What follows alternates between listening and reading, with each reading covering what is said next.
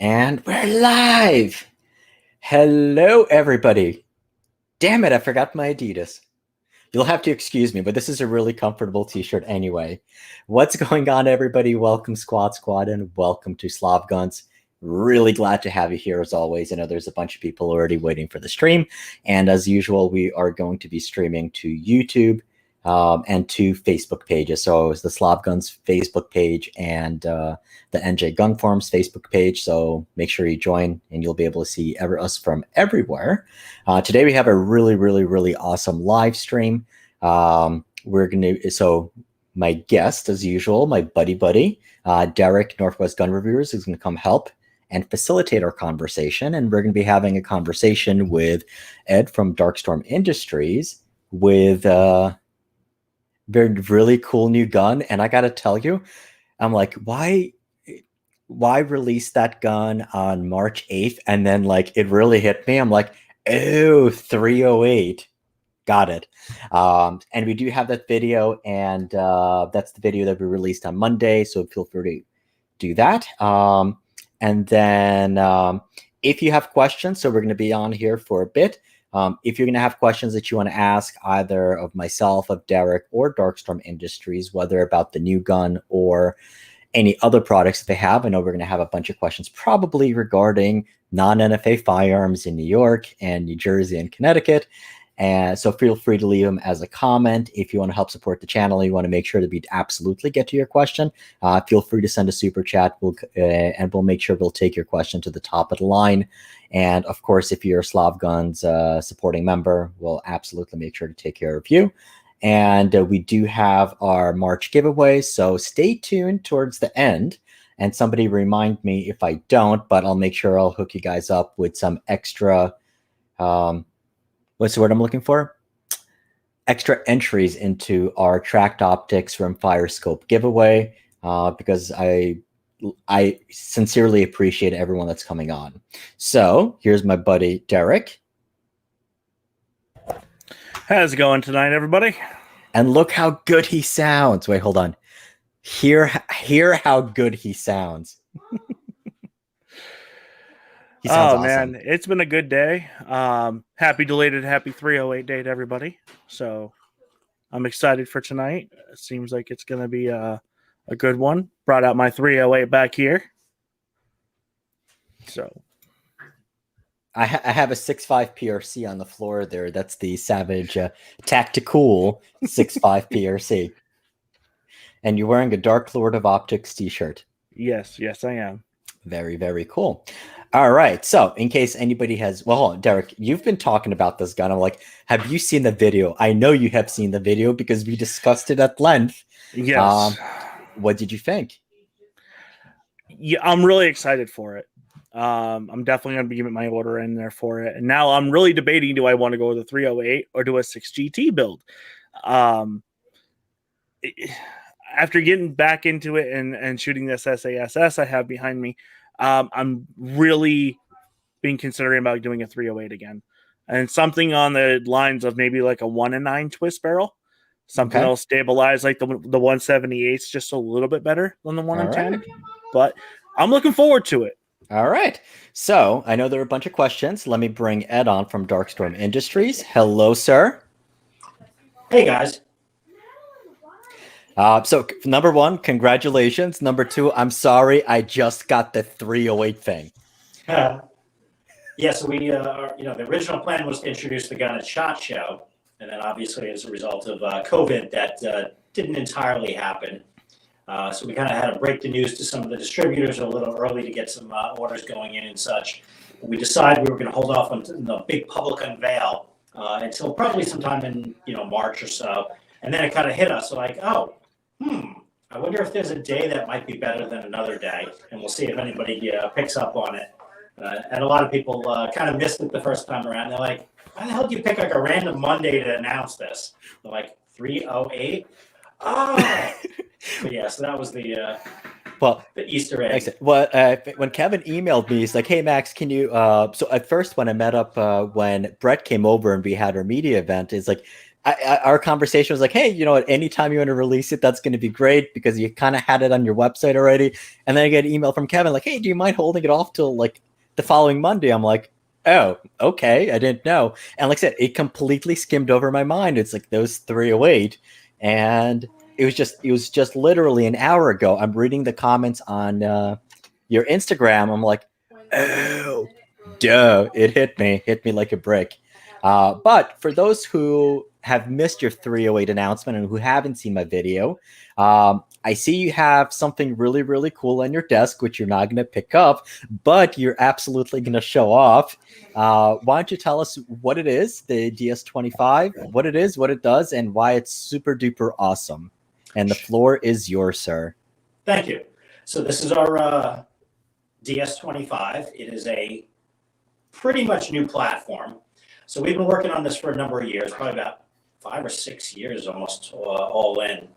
And what it basically is we decided to build on the reliable, popular, compact AR-15 platform, but try to integrate into it the benefits of the AR-10, which pretty much entirely is the 308 cartridge, the larger, heavier round, longer range, more stopping power.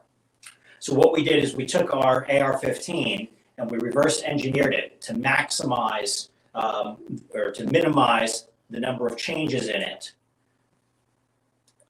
to fit a 308 cartridge into the AR-15.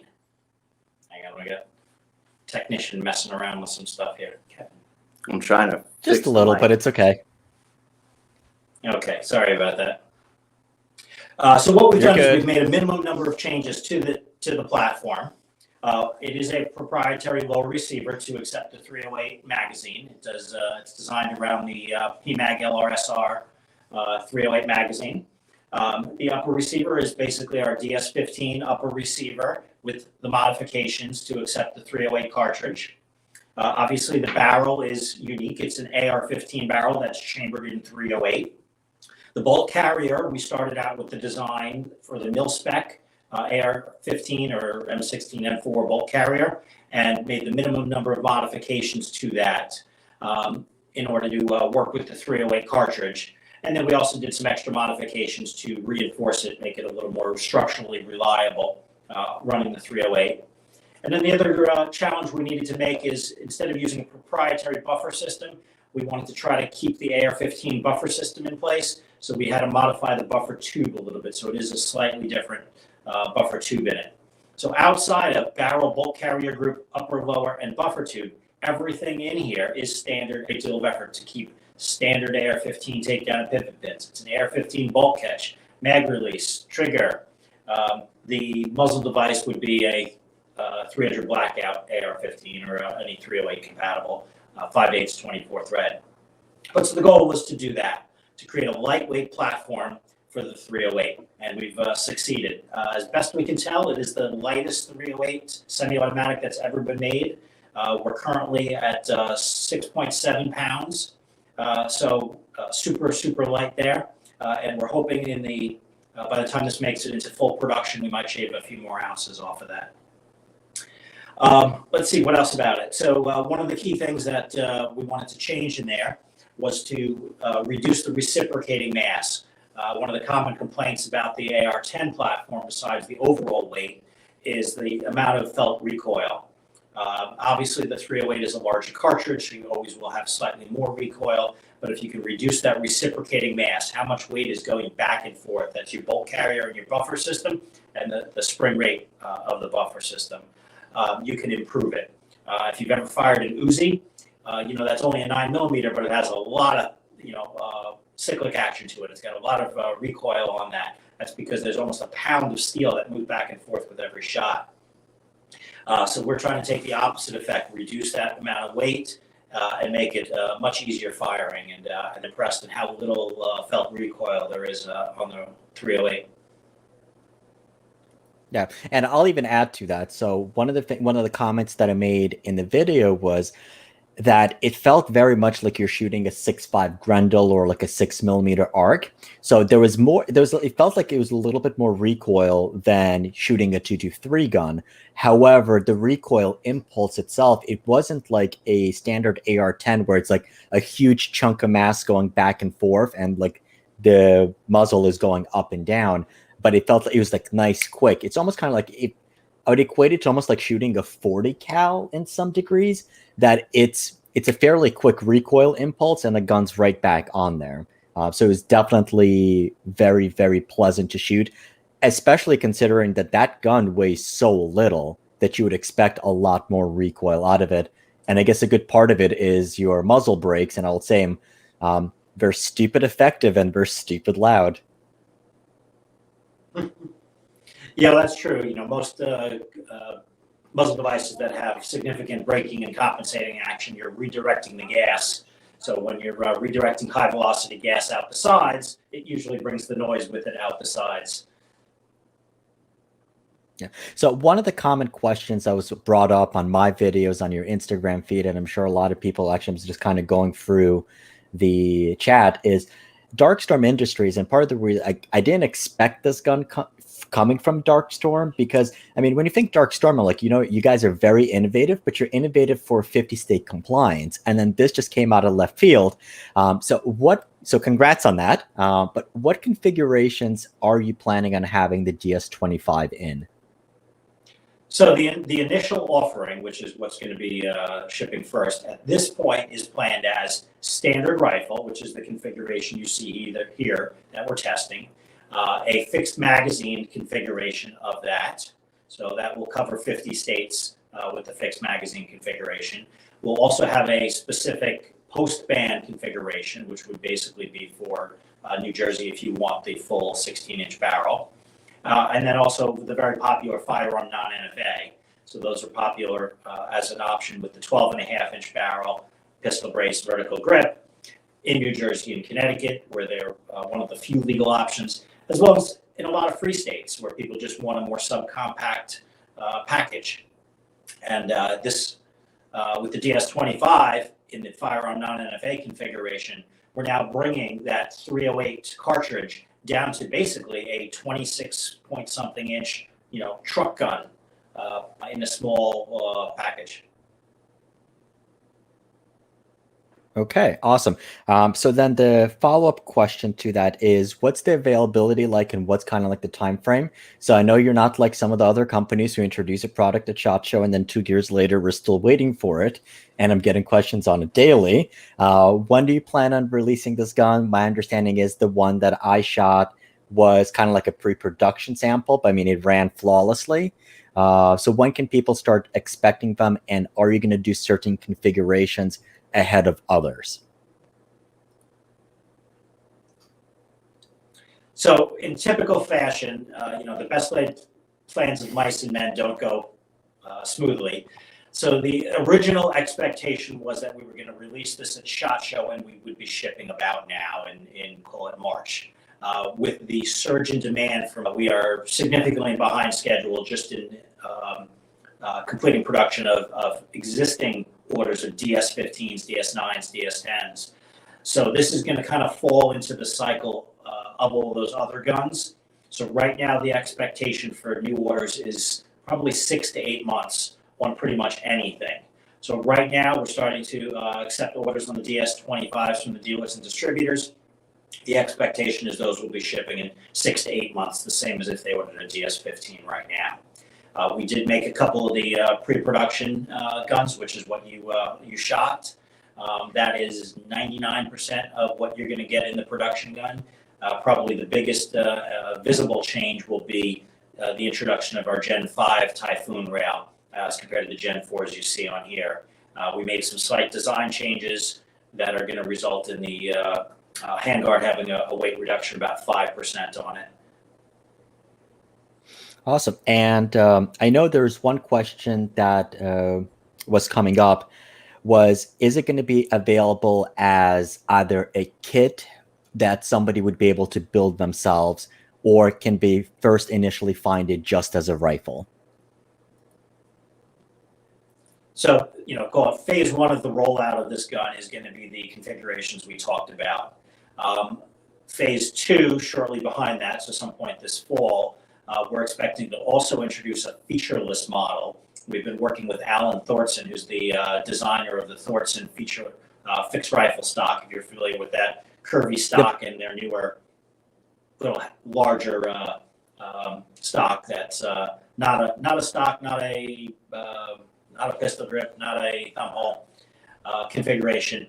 And because of the configuration changes to the lower receiver, it was not able to work with their existing product. But he's building designed a little interface piece, which will allow us to continue to configure and build and sell featureless guns. So that'll be in the fall. And then obviously, one of the big demands for this type of platform, AR10 has been the ability to assemble your own gun. People like to make their own unique configurations, and we want to try to continue that tradition.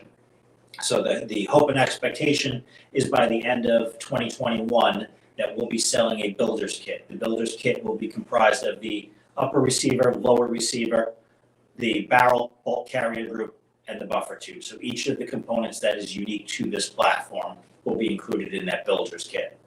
Then you will supply a standard AR-15 motor parts kit, a standard AR-15 charging handle, a standard AR-15 end plate, buffer nut, buffer system, your choice of stock, pistol grip, if you want to upgrade the safety or such, whatever handguard you want on the front, AR-15 standard, and then you pick a 5/8 24 muzzle device.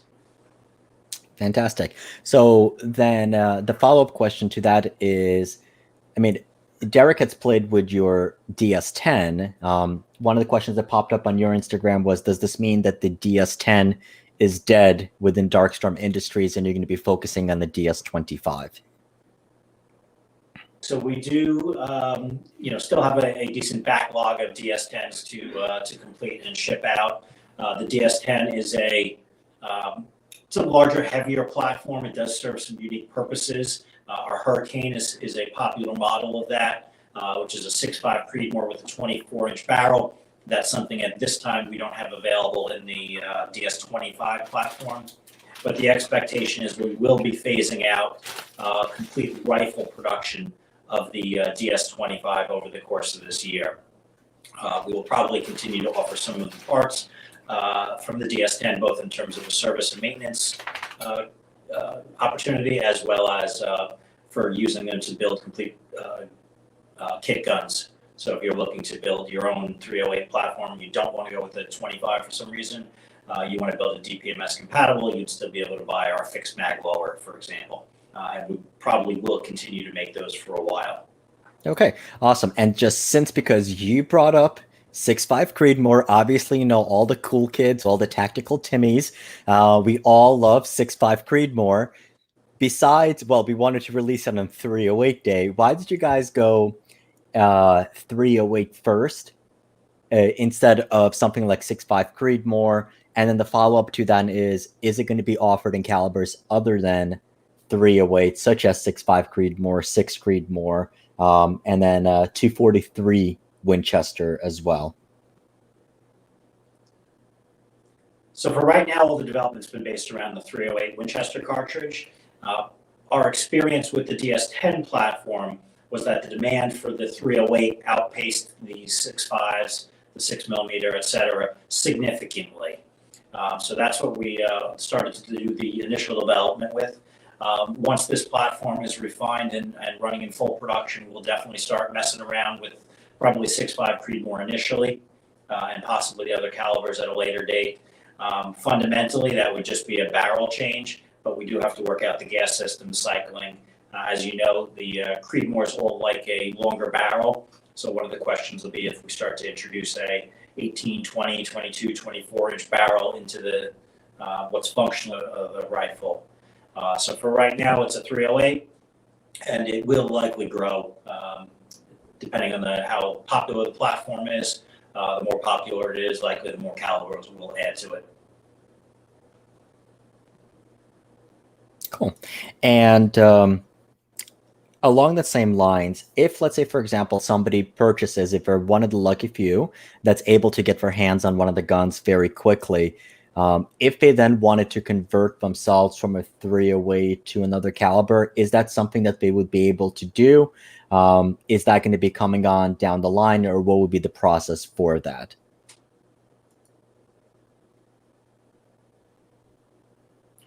So not at this time, because the barrel is unique to this platform. If at some point we do offer a 6.5 Creedmoor or 6mm or a 243, et cetera, then likely that would be interchangeable with basically an upper slot, 5.56 AR-15. You would be able to go from the 308 upper to a 6.5 upper, for example.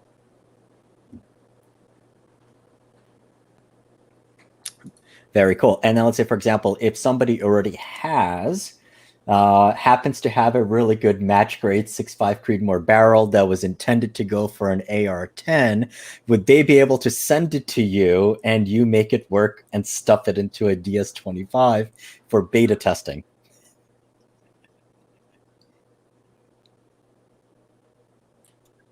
No, unfortunately not. The complete profile of the barrel and the bolt and everything are different on this. Again, the intent was to build this off of the AR-15 platform, not the AR-10 platform, so it would not work. Hypothetically, if you had a really good gunsmith, they could make you a custom barrel in a 6.5 Creedmoor that would fit into this, because basically the barrel blank and the barrel extended could be done outside of our organization if it had to be or wanted to be. If you wanted to mess around with that. But again, our intent is to bring on a 6.5 Creedmoor for it. Yeah, because that guy wants one. That guy right there, he wants one in 6 GT. Okay. I'll start with the 308 first. I mean, I have no issues with that. So, and actually the 308 versus 6.5 Creedmoor was a comment that popped up on our channel. And so the way I kind of brought it up was, so I think a lot of people forget that, I mean, there's still a crap ton of cheaper 308 caliber ammo that's available. And even browsing for a lot of the sites, you can find 308 for about $1 to $1.50 per round. Right now, finding 6.5 Creedmoor is a lot more difficult because there is no 6.5 Creedmoor NATO rounds. There's none of that stuff is available. So it's like you have a lot of people who have all of these like 6.5 PRC. I mean, what most people don't realize right now, it's cheaper to shoot a 50 BMG than it is to shoot a 6.5 Creedmoor, because you can go on PSA and get 50 BMG for $2.99 a round, brand new, but you're going to be spending $3 to $4 a round for something like 6.5 PRC, 6.5 Creedmoor, 6 Creedmoor. And unless it's like a Nosler or something that is just still available at Cabela's, you're not going to be able to find 6.5 Creedmoor ammo readily available unless you have a hookup directly with Hornady or whatnot. So from that perspective, it makes sense. And I guess, can you talk a little bit more about the case use for it? Because what is the gun really made for? I mean, up to what distances would it be effective? I mean, is it like a plinking gun, or are you positioning it as a precision rifle platform? And what type of precision is it capable of? So our concept for the gun is a sport utility rifle. We're trying to basically make the, ironically, it's not a sport utility, but like a Ford F-150. It's an all-purpose single go-to platform rifle. So the concept is you can do target shooting. Your 308 or your 6.5 are going to be able to reach out to 1,000 yards. It is obviously going to be more challenging in a 16-inch barrel than a semi-automatic, but again, it is designed to be a versatile all-in-one. It's an excellent hunting gun. That was a key thought process in the design. We had developed and sold a DS-10 Hunter rifle for a while. And the number one feedback on it was great gun, shoots great. Love that it's a 308. It is just too heavy to carry around in the woods, deer hunting or hog hunting for extended periods of time. Because you're at 9 to 10 pounds, depending on the exact configuration, plus your optic. And generally, people were running a larger, heavier optic on it. So now, with the gun under 7 pounds, you can put a 2-pound optic on it, a 3-pound, larger scope and mount, and be under 10 pounds. So, big difference with that. So hunting was a key part of this. Obviously, the 308 Winchester is a probably the most popular hunting round in the country for deer, for hog, for a lot of other wild animals.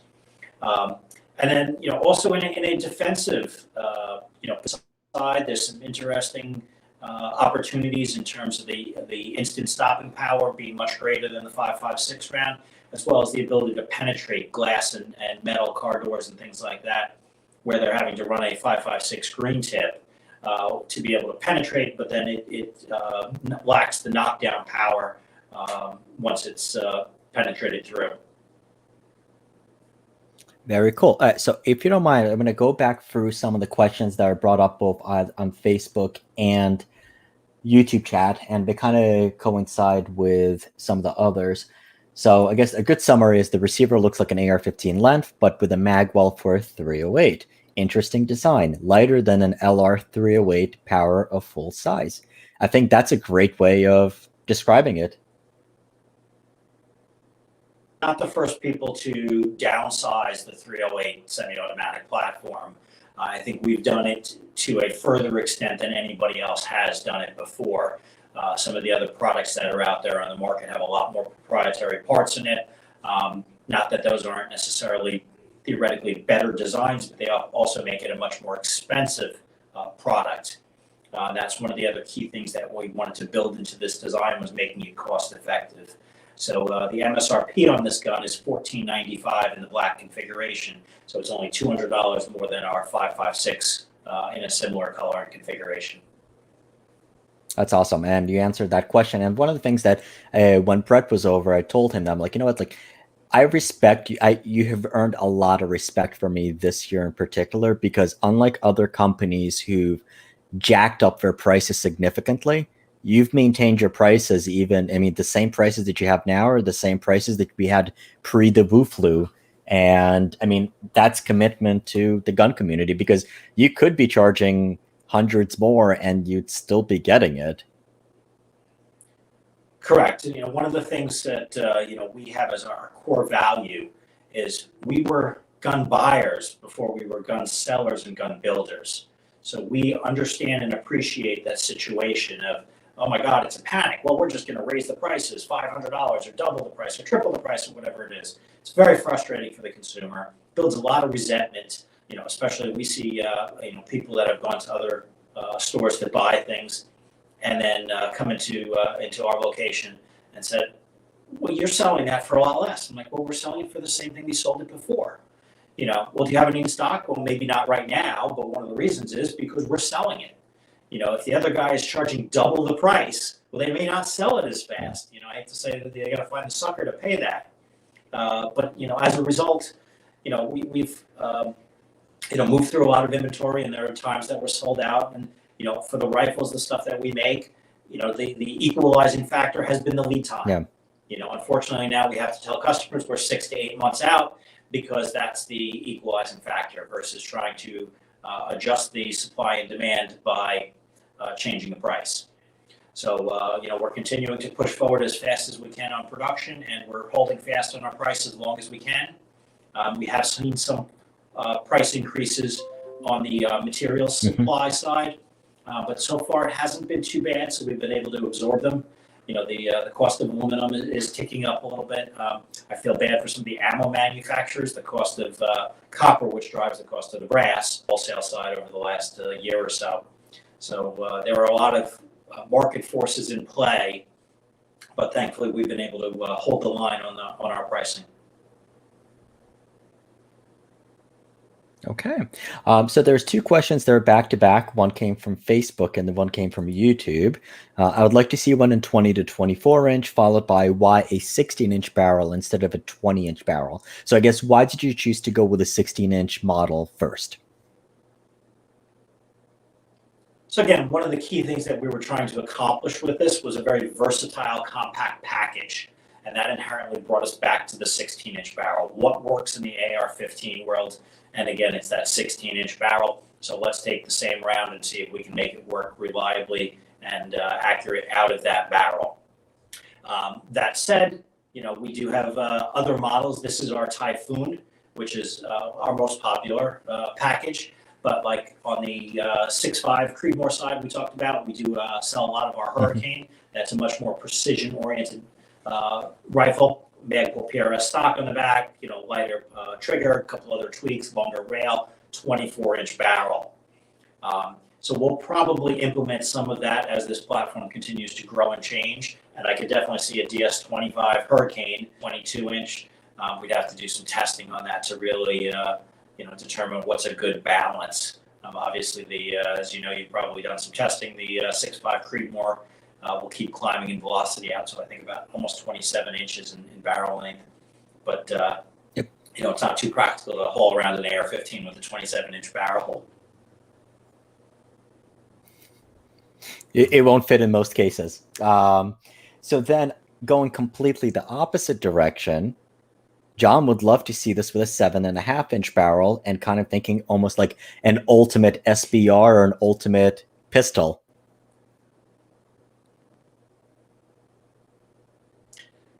Yeah, so a 308 out of a 7.5 is probably a little crazy. I think the 12.5 will be as short as we go on this. You've just got it's a lot of powder in there to burn, and you're gonna gun if it's on a 7.5. Well, I guess worst case, somebody can, depending on the gas system that you go with, I guess somebody could chop it down if they really wanted to. So, I mean, I do have a 7.62 by 39 7.5-inch barrel for the explicit purpose of being a douchebag gun, just to wake people up, but practically no. But I think 308 would really be pushing it on something that short. Yeah, you might be able to cut it down a little bit and get it to a 10.5 or something, but I probably wouldn't go much shorter than that. The 12.5-inch, the firearm non-NFA configurations will go down to carbine gas.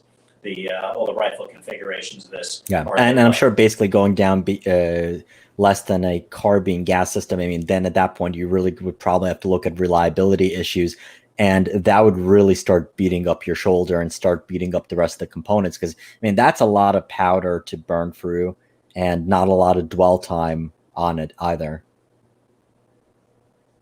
Very cool. Yeah, so you already answered this one, but DS-25 around with, but you say it might be something fun to play around with at some point, just to see how bad it is, but you never know. So we already answered this one. Will the DS-25 accept an AR-15 fire control group? So I know we had some people that joined late. So besides the, can you just go over what components are common to the AR-15 again? And there's one question later on, what, if any, components are common to the DPMS AR10 platform? Military parts, what's different than an AR-15? Lower receiver, because it takes the 308 magazine. Upper receiver, because it needs to eject the larger cartridge. Barrel, obviously it's an AR-15 barrel chambered in 308. Bolt carrier group, because it's got to accept the 308 cartridge head, and also needs to have an extended travel on it. And the buffer tube, because we need to allow that bolt carrier pushing the buffer to travel back a little further. So those will be parts that are unique to the DS-25. Standard common parts on here for AR-15 are going to be your entire lower parts kit. So your fire control group, your trigger, your safety, your takedown and pivot pins. That was a key thing we wanted to accomplish on it. The bolt catch is a standard AR-15 bolt catch. So if you want to use any of the aftermarket ones, you could use that. We are making some more tweaks to this for production to work with a Magpul bad lever, and we'll probably test with the Phase 5 extended release on that also. As long as the underside is true to the mil spec. We have seen a few charging handles where the pocket on the underside that the gas key rides in is a little shorter than the mil spec. If it is shorter, you could have a problem with the gas key hitting in the rear. Obviously, stock and pistol grip are going to be standard AR-15. The forearm, handguard, whatever you want to prefer to call it, is going to be standard AR-15. So the barrel nut stuff, standard AR-15. Gas block, standard AR-15. Gas tube, standard AR-15. Muzzle device on the end here, kind of off camera, you can't see it, is going to be any 5/8 24 that will accept a 30 caliber round out of it. Very cool. The other question, okay. I'm sorry, was AR10 parts. Yes. Yeah. Sorry about Your that. simple answer on that is the only thing that from the LR/SR platform is the magazine. Outside of that, everything that is going to be AR-15.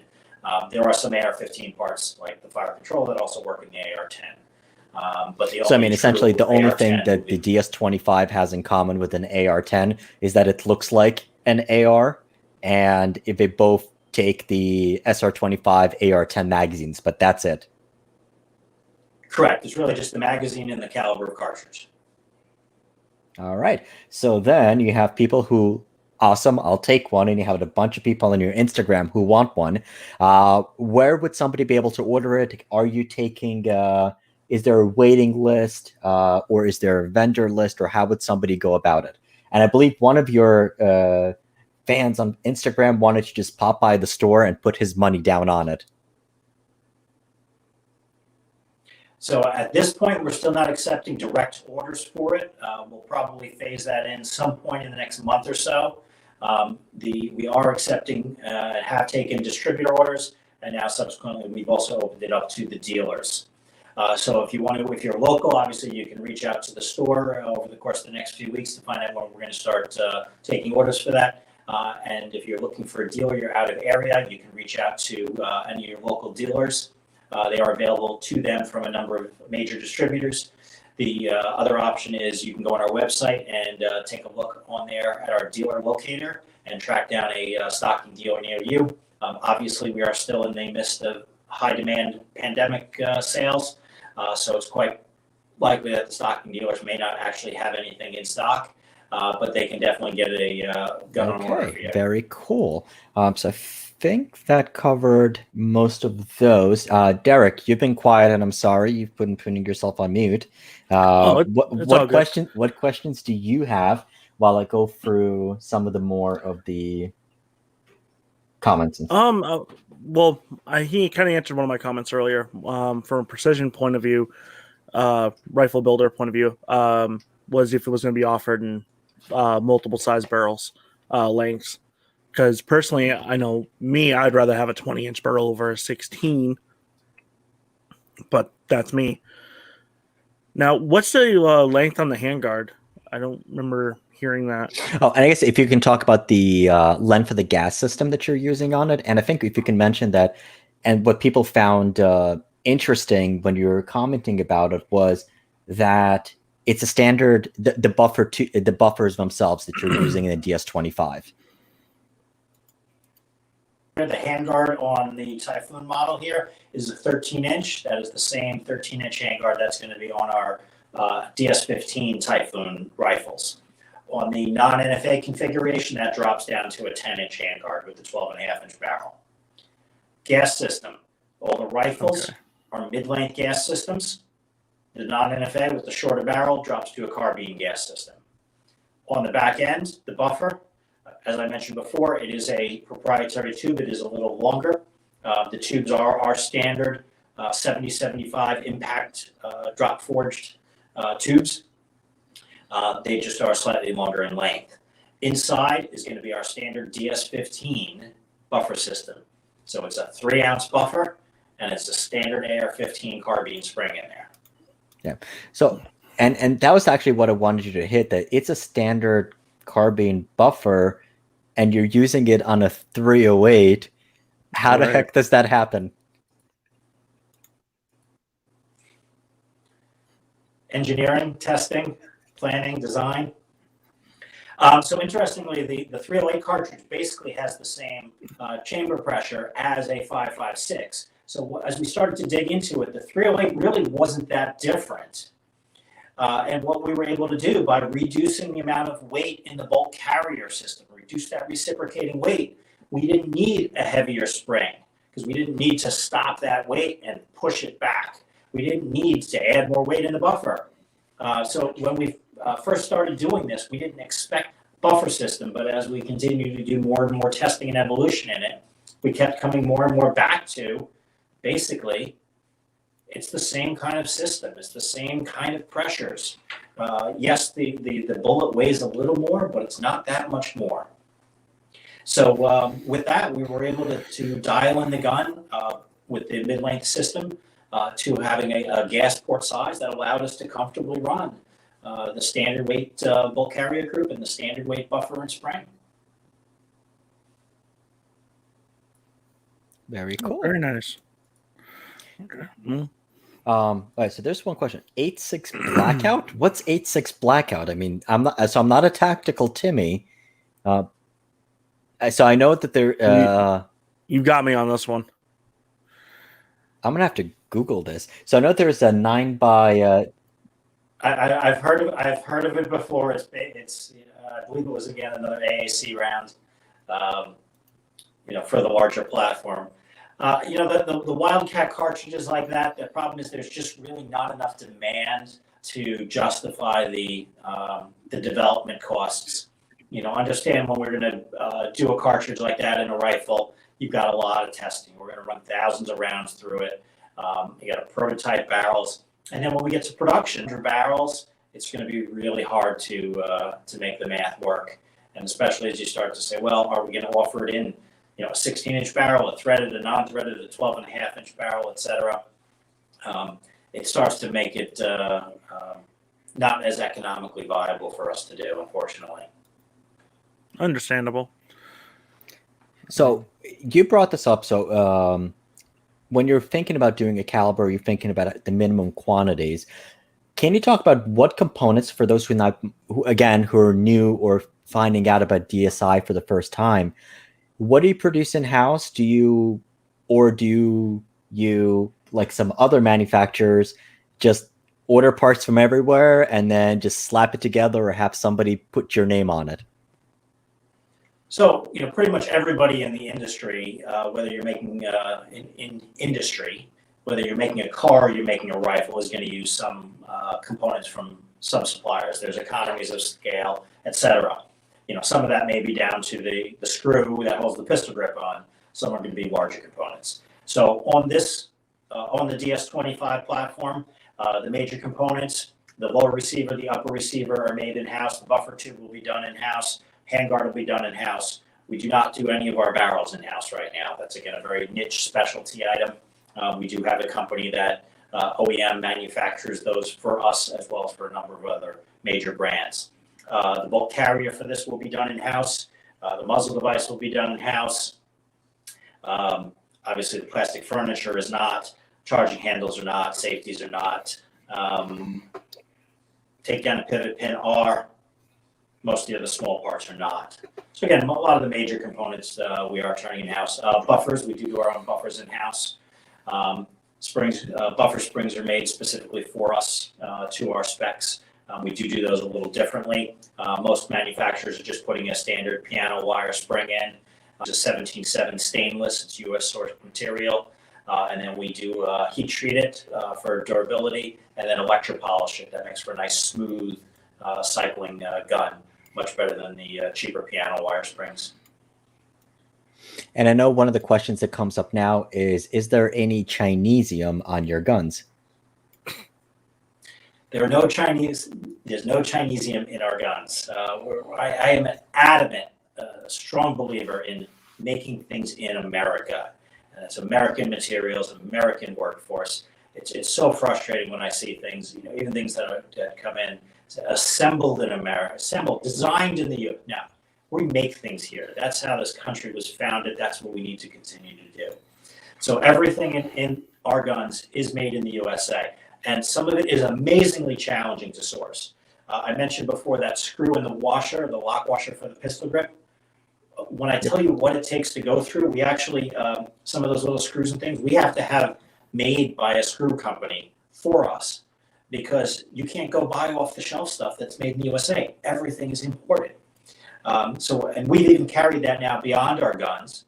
If you're into any of the swag and you see our hats are made in the USA now. They're made by a company in California.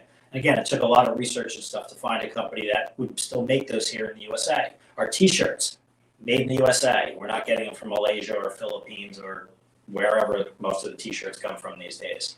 So now everything we take great pride is made in the U.S. With U.S. materials. Probably the only thing I would say that has some import in it really is the tungsten in some of the heavy buffers that were made. Supply of tungsten, and most of that goes straight to the military. Yeah. Oops. And that's the reason why I brought it up. I know we haven't talked about it in a while, but I mean, that's one of the main competitive advantages for DSI, because I mean, it's tough to think about it, but I mean, you'll have American brands, and we were talking about another competing product and like, oh yeah, those rails are made in China. I'm like, and you start realizing just like, wow, like there's a lot of AR components that are made in China or other places and then imported here. And then at some point they just start breaking down. And even if you have quality components, I mean, it just philosophically, it's like, how do you feel about it? And some people are fine with it. Other people are not. But when it comes to firearms, I mean, look, it's like if you can have it made 100% in the US and still be competitively priced, I don't see any reason to. And I'm glad you brought up the t-shirt and the hat thing. So a lot of people have asked about doing Slav Guns merchandise, but like the easy places, they all use imported t-shirts. I'm like, look, it's like, I think I'm going to do it, but I'm going to do it the more difficult way. We're going to have to find the brands. We identify the brands that make them 100% in the US. And I see my camera my camera should be back on in a second. They're 100% made in the US, and we have to do that. I mean, it's a little bit more difficult, but we do that. So I just got to give you a lot of credit for that. And I wanted you to bring that up because I do think it's important now more than ever for people to understand what is in their firearms, whether it's for plinking or you're going to depend your life on it. Yeah, you know, the other piece of that, it's not even I agree. I like the fact that everything is made in the U.S. It's not even just you guys cut off each other. It's how it's made. Yeah. You know, one of the philosophies that we have is as we go through and we develop new guns, new parts for the guns, or even just going to do a new production run of the same part. It's a constant analysis here. How can we make this part better? Can we use a different material, a better process? You know, the world of technology and industry has come a huge distance since the 1950s when these guns were originally developed. So we're continuing to try to evolve that, down to little things like, again, we talked about the buffer spring. How can we do that better? Our castle nut, we've made some design changes to the castle nut slightly from mil spec. We use a higher grading steel than the mil spec for the castle nut. And again, we put a different heat treat process on it to make the castle nut stronger and more durable. So it's a constant evolution of that. How do we do it better? How do we do it better? How do we do it better? And there's a lot of companies that aren't. They're going the other direction. How do we do it cheaper? How do we do it cheaper? Sometimes that means moving the manufacturing overseas. Sometimes it's still made here, but it's just made out of lower quality materials, or they start sacrificing, little pieces.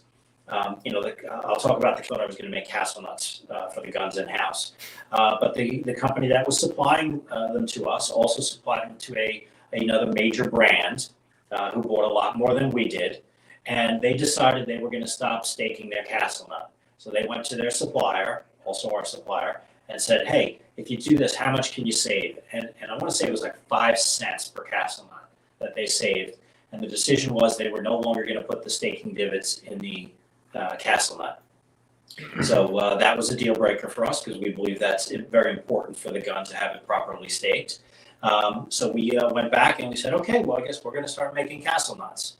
And again, that led us to the redesign process on the castle nut, which includes the little pocket that the staking deforms into. We've redesigned that, as well as the number of them on the castle nut. We have 4 instead of the mil spec 3, and we use a round one instead of a square one.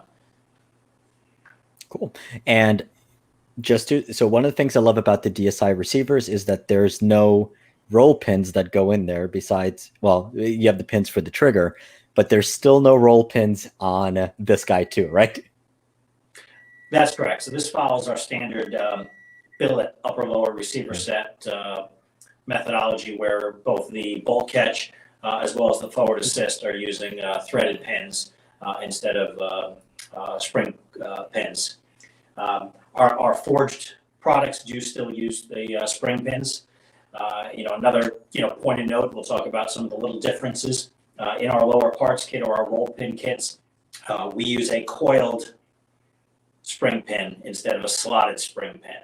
And again, they're a little more money there, but they're a better quality. They're going to maintain 100% contact around the diameter of that pin, so they're less likely to move.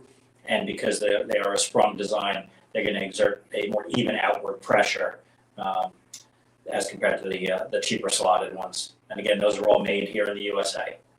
Cool. So then here's a question that popped up. Thoughts on doing a dissipator? And somebody's going to have to tell me exactly what a dissipator is.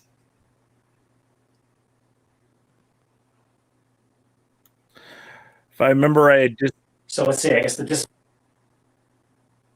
for 16 with a rifle gas. Joe, comment down in here and we'll kind of go back to it. So moving on until Joe answers. So is the BCG the same size as an AR-15 one, like POF Revolution?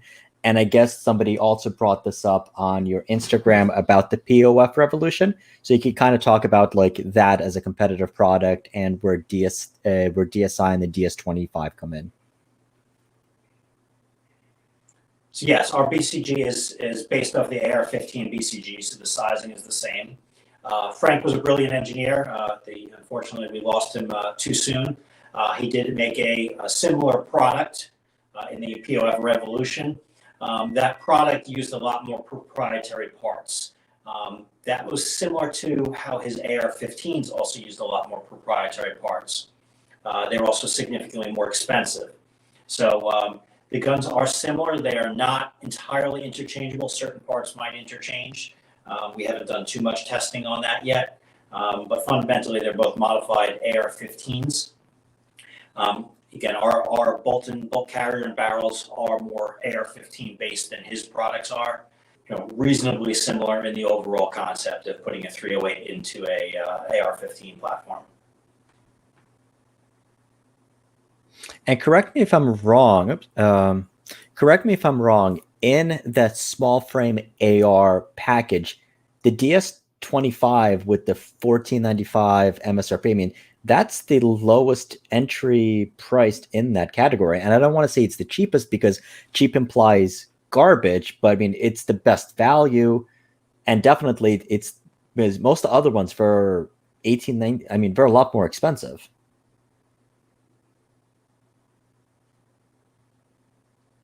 Yeah, so I'm not sure on what the DPMS pricing ended up being at the end, and whether or not that those guns are going to come back or not with the Remington bankruptcy. They were also a little larger and a little heavier. Price point wise, our goal was to do this again using as many of the standard parts, using as many of our standard existing CNC fixturing and things like that, quality product at a lower price point, by making little changes in the manufacturing process that allow us to do it. The Variant 1 was another great example of that.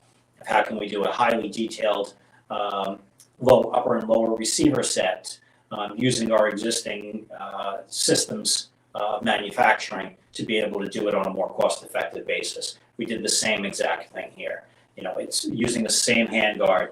The buffer tubes can be made in the same system as our standard buffer tubes. The uppers go on the same thing. The fixturing for the lower receiver is slightly different, but again, it was very much based off of our existing DS-15. So that allowed us to really implement some economics in here and bring the price point down to where we wanted it to be, which is a cost-effective, high-value, high-quality. Yeah. And I think your point about being American-made is resonating with a lot of people. So you have somebody who wants one. The DS-25 might be my next rifle. So Great. Bill or William, thank you, sir. Okay, so Joe answered back. So first he said, yes, I want a good gun. I want my stuff staked. The Oracle was good for 500, but the drilled and pinned gas block better. Okay, yeah. So if the gas block was drilled and pinned was better. Cool. And then gotta love America. Yeah, not sure if the mic picked up. So the dissipator is a 16-inch with rifle gas. Okay, so it was the 16. No plans to do that at this point. That's definitely a kind of collector's niche item. Conceptually, I guess if we came out with a 20-inch barrel that was rifle gas, that you might be able to cut it down and make one out of it.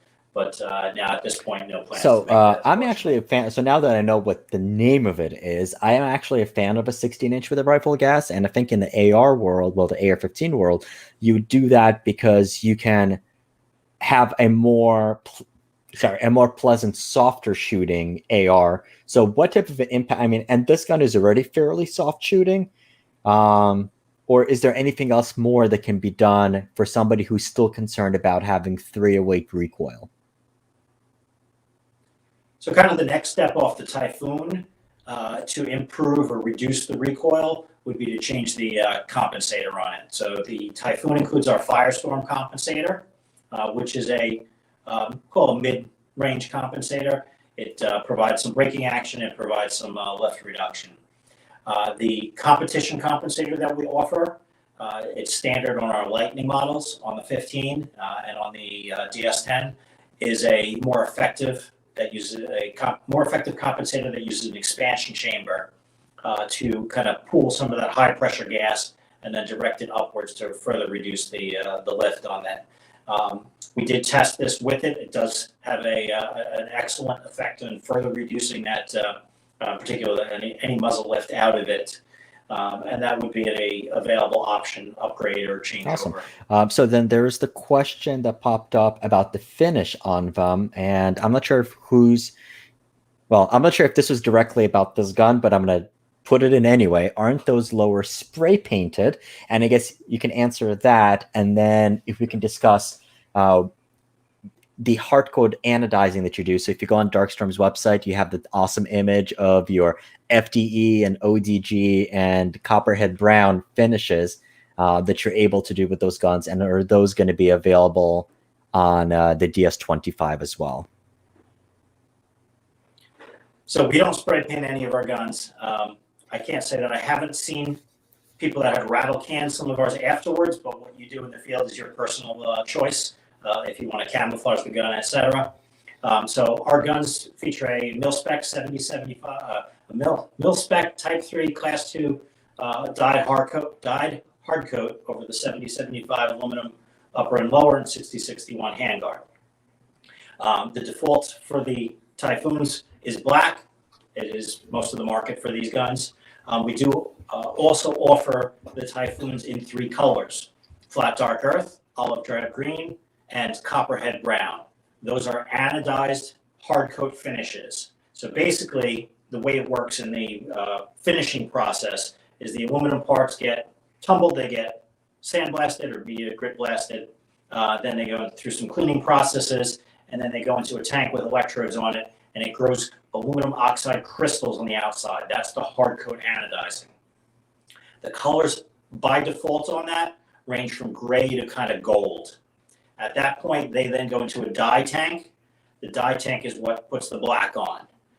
We've worked with our suppliers to develop colors for those. So we've got a couple different colors: a flat dark earth, which is a brownish gold. It's a lighter color, similar to, and actually they get done by the same company in the same tanks, the FN Scar. And I was going to say, and the FDE is the same one that we have, the 24-inch T-box 6mm arc gun.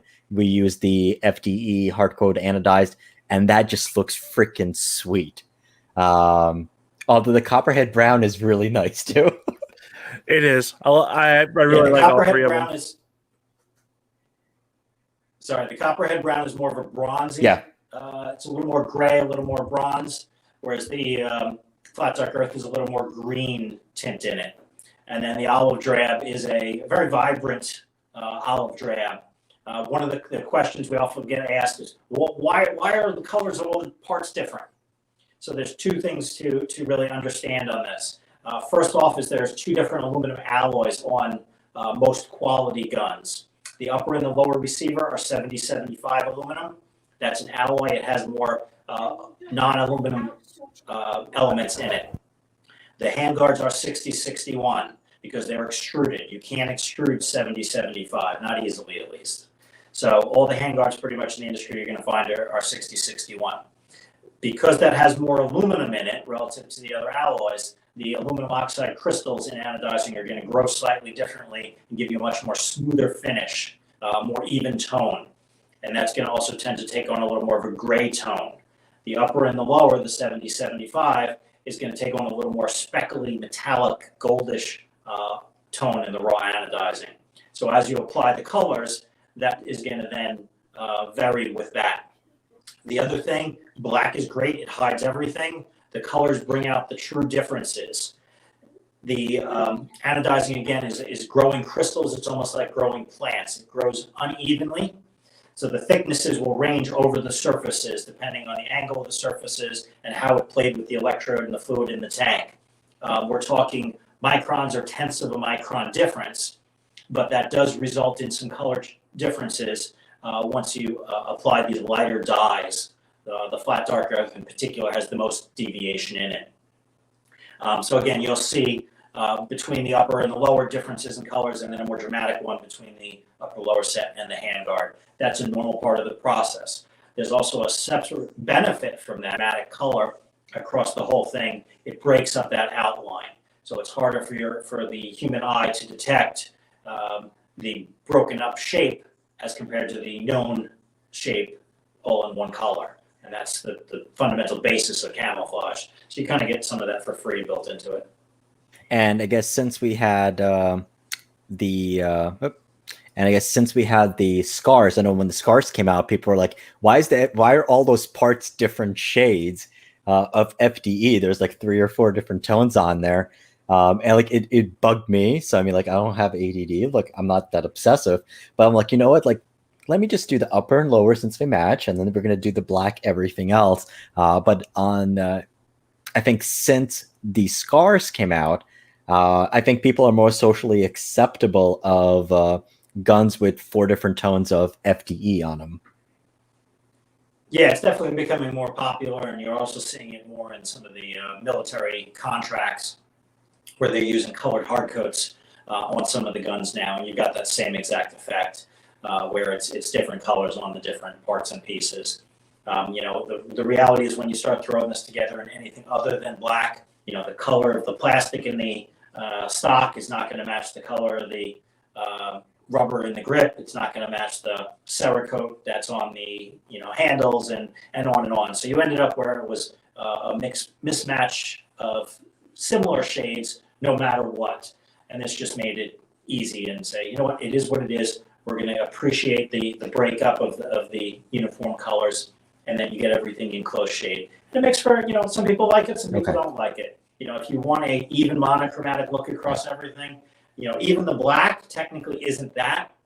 It's just harder for the eye to see. If you want a real true monochromatic, you'd have to take the gun and you'd have to have it Cerakoted, all at the same time in the right conditions to get it to exactly match. Yeah. So along the same lines, there was a question, and you kind of touched on it, but you didn't get a complete answer. What's the advantage of having it hard coat anodized instead of having somebody buy it in black and then having it Cerakoted? I guess, like, what would be the advantages of doing the anodizing? So the anodizing, again, is an aluminum oxide, so it's a very hard crystal finish on the surface. So what it does for us is it makes it a simpler process. So if you were going to Cerakote the gun, you still have to get it anodized first, because otherwise you're going to have soft aluminum under a thin, brittle, hard ceramic coating. And what will happen is it's going to be more susceptible to chipping on impact, because you've got that soft finish underneath the Cerakote. So we were already sending it out to get anodized and then sending it to Cerakote. And just the time frame was probably one of the big driving factors. It was taking too long to do. And then we were also running into problems with color matching. And you say, well, Cerakote should match perfectly. Well, the reality, though, is if you Cerakote the hand lowers at a different time, the batches are slightly different. The atmospheric conditions are slightly different. It's warmer, it's cooler, it's more humid, it's not. All of that had an impact. And we were ending up where the stuff wasn't a perfect match anyway. And that evolved us into looking at the ability to color anodize in the hard coat. So we get the durability we want without having to add any extra processes in there. And again, gave us some new unique colors. The other advantage of just doing anodizing is we're able to do one set of lowers, one set of uppers, and keep everything within a tight tolerance because we're putting an anodizing of a particular thickness on. So if we're gonna do some anodized, and then we'll do some anodized with Cerakote on it, we have to accommodate that one way or the other because the Cerakote does add some thickness to it. So this, again, took all that out of the equation and just made for a much more uniform. We were able to tighten up our tolerances by probably about 1 thou, in some cases even 2 thou on some of the fitment to make just a better deliverable product with the still durable hard coat anodizing.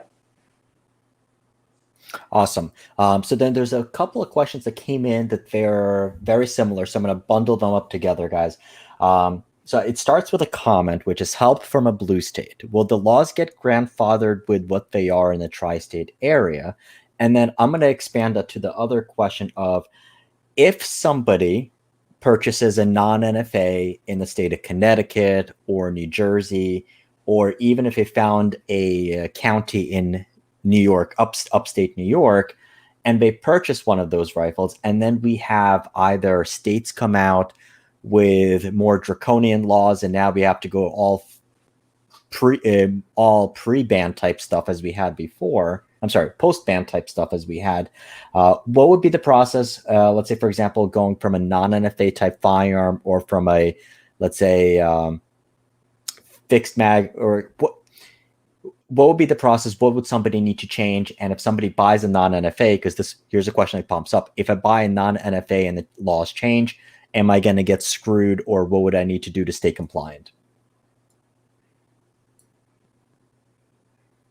So, I mean, kind of 2 points with this. I mean, first off, we're going to be careful because we're not attorneys, so we can't give legal advice on this. Our goal was to be able to offer products that are legal as those laws evolve. We will continue to evolve our product line. One of the concerns that a lot of people had early on when we developed our fixed magazine receiver platforms is what happens if the laws change, or more likely, what happens if I move out of state. That becomes more important, particularly in a proprietary lower receiver platform such as the DS25. And the answer is we have a trade-in program for that. So if you move out of state, let's say you purchase a DS25 fixed magazine and you're in New York or New Jersey, Connecticut, Massachusetts, etc., Washington, D.C., and then you move somewhere else where you're able to have a standard configuration rifle. The key difference between those two is the lower receiver. The trade-in program is you send a lower receiver back. On the DS-15, it was a $100 charge. We'll ship you a new billet lower receiver as a serial number swap, and you'll be able to change the gun over. Have not reviewed the pricing for the DS-25.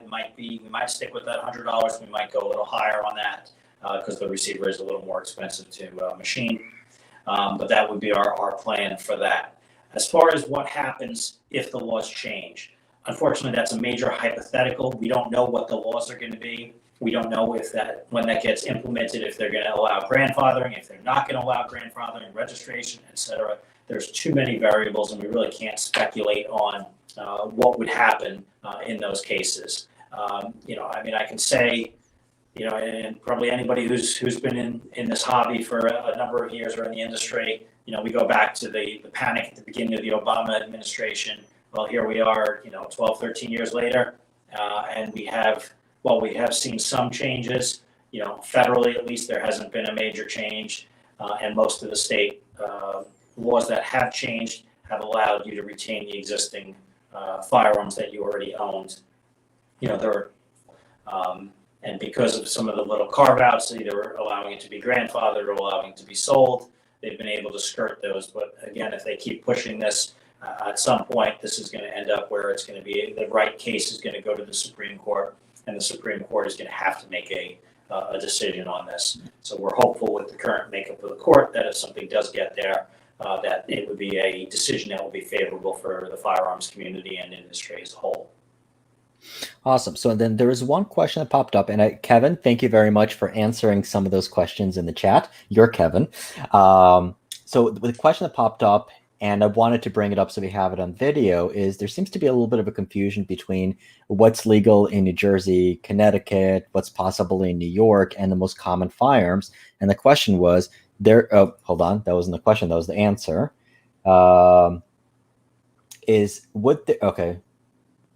Would there be a fixed mag New Jersey version? And I guess the answer is, well, you can have a fixed magazine in New Jersey, but you don't need a fixed magazine in New Jersey.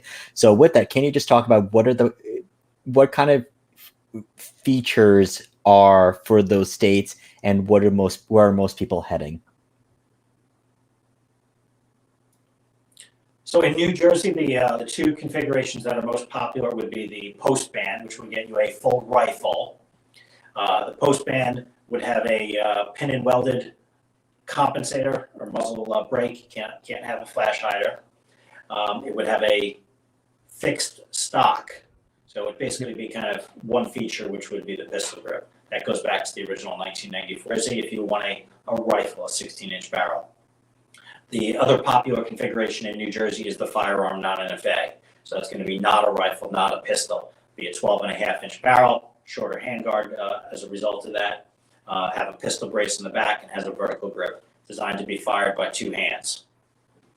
So those are going to be the popular ones in New Jersey. As far as Connecticut is concerned, Connecticut was big on the fixed magazine because they were not allowed to have the post band until the firearm non-NFA configurations were accepted there. And then currently, if you want a rifle, you're still at a fixed magazine. If you want a more compact firearm non-NFA, again, you can have that in Connecticut. In New York, you're going to be limited to the fixed mag or the featureless configurations. The firearm non-NFA, yes, it is still technically legal under the letter of the law. That said, a variety of law enforcement agencies have repeatedly said it is not legal in New York. They will arrest you. They view it as a short barrel rifle. And the question comes down to everybody. You have to determine your risk tolerance. Unfortunately, we did recently hear of a number of additional arrests, both owners as well as a local dealer that we believe was related to the firearm non-NFAs. So we're going to continue to try to keep an eye and research that to find out what exactly did happen. And we'll see. We may end up, in those unfortunate circumstances, may end up getting us a court decision one way or the other, and put this to bed that either they are legal in New York or they are not. It's definitely and it's like I said, and we talked about this before, and one of the reasons why almost every time you're on here, I do ask you to discuss it. That on my videos, I mean, generally for most people, it's like, okay, non-NFA, kosher in New Jersey, kosher in Connecticut, but if you're in New York, you generally shouldn't. But then there's still people argue, oh, they're perfectly legal, or I got my local sheriff who said it is. And then you keep hearing of these stories that you have FFLs who are forced to call customers, be like, hey, you got to bring the gun back in, or this is the first time I'm hearing from you that people got arrested, possibly for that configuration. And I guess risk tolerance. Yeah, and that's kind of one of the decisions you have to make. If you're facing, a felony charge, you're going to have to lay out $10,000 to hire an attorney. Even if you win, it is not a good scenario. There was a recent case in New York City where it was actually a retired police officer was charged with unlawful possession of actually I believe it was two Mossberg shockwaves. And subsequently that they ended up, they got a good attorney, cost him a lot of money, and he was able to get those charges dropped. But in the end, it still cost him a ton of money, and I don't even know if he got the guns back or not, but it wasn't a good scenario. And until this stuff is fully vetted, law enforcement makes a decision and publicizes it, then we're kind of, in this limbo land.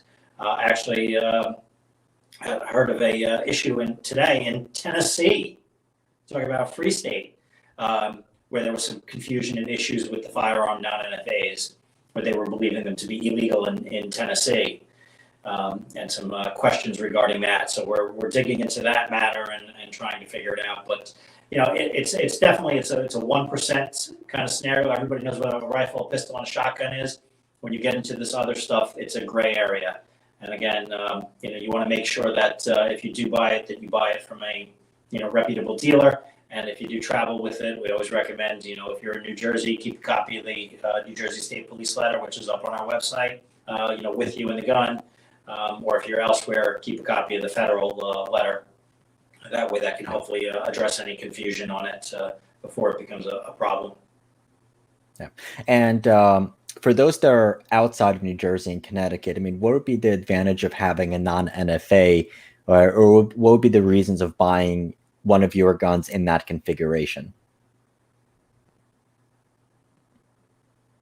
Of the country, whether it's the DS-25 or a DS-15, it makes for a nice compact package to have the 12.5-inch barrel. It's still effective at out to a good distance. Not quite as far as a 16 or 18 or 20-inch barrel would be, but it gives you good accuracy at 50 yards to 300, 400 yards, depending on the caliber. And again, makes for a nice compact package. It could be a good truck gun if that's legal where you are. It's a good home defense weapon because again, that's shorter overall length. The built-in vertical grip is obviously makes it for easy, rapid maneuvering in a close quarters situation.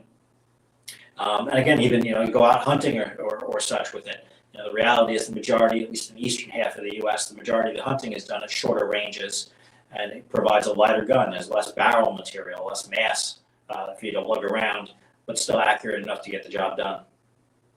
Awesome. And there was one question that was since you brought up accuracy, what kind of accuracy can we expect, and do you have any guarantees such as 1 MOA? So the expectation for this, the DS-25 platform, is that it's a 1 to 2 MOA gun. It will depend significantly on the ammunition being used. There's a lot of Milsurp 308 out there that's just not high quality ammunition. We've done some baseline testing, but we haven't really dug into it at extensive lengths. We hope to do that over the course of this year once we get into full production guns. And then we'll have a better feel for what the gun's capable of and what ammo we would recommend. So like on the DS-25, on the DS-9s, we have particular ammunitions that we can recommend. Say, hey, we've tested, I think on the 9, we tested 30 or 40 different types of 9mm ammunition to come up with what was the most accurate out of all of those. And there was quite an amazing spread, in particular on the 9mm, between the most accurate, which was a Nosler, I believe it was a 124 grain, and some of the least accurate, which was some scary imported stuff that pretty much you could. Yes, the ammo makes a big difference, in whatever gun you're going to run. This is no different.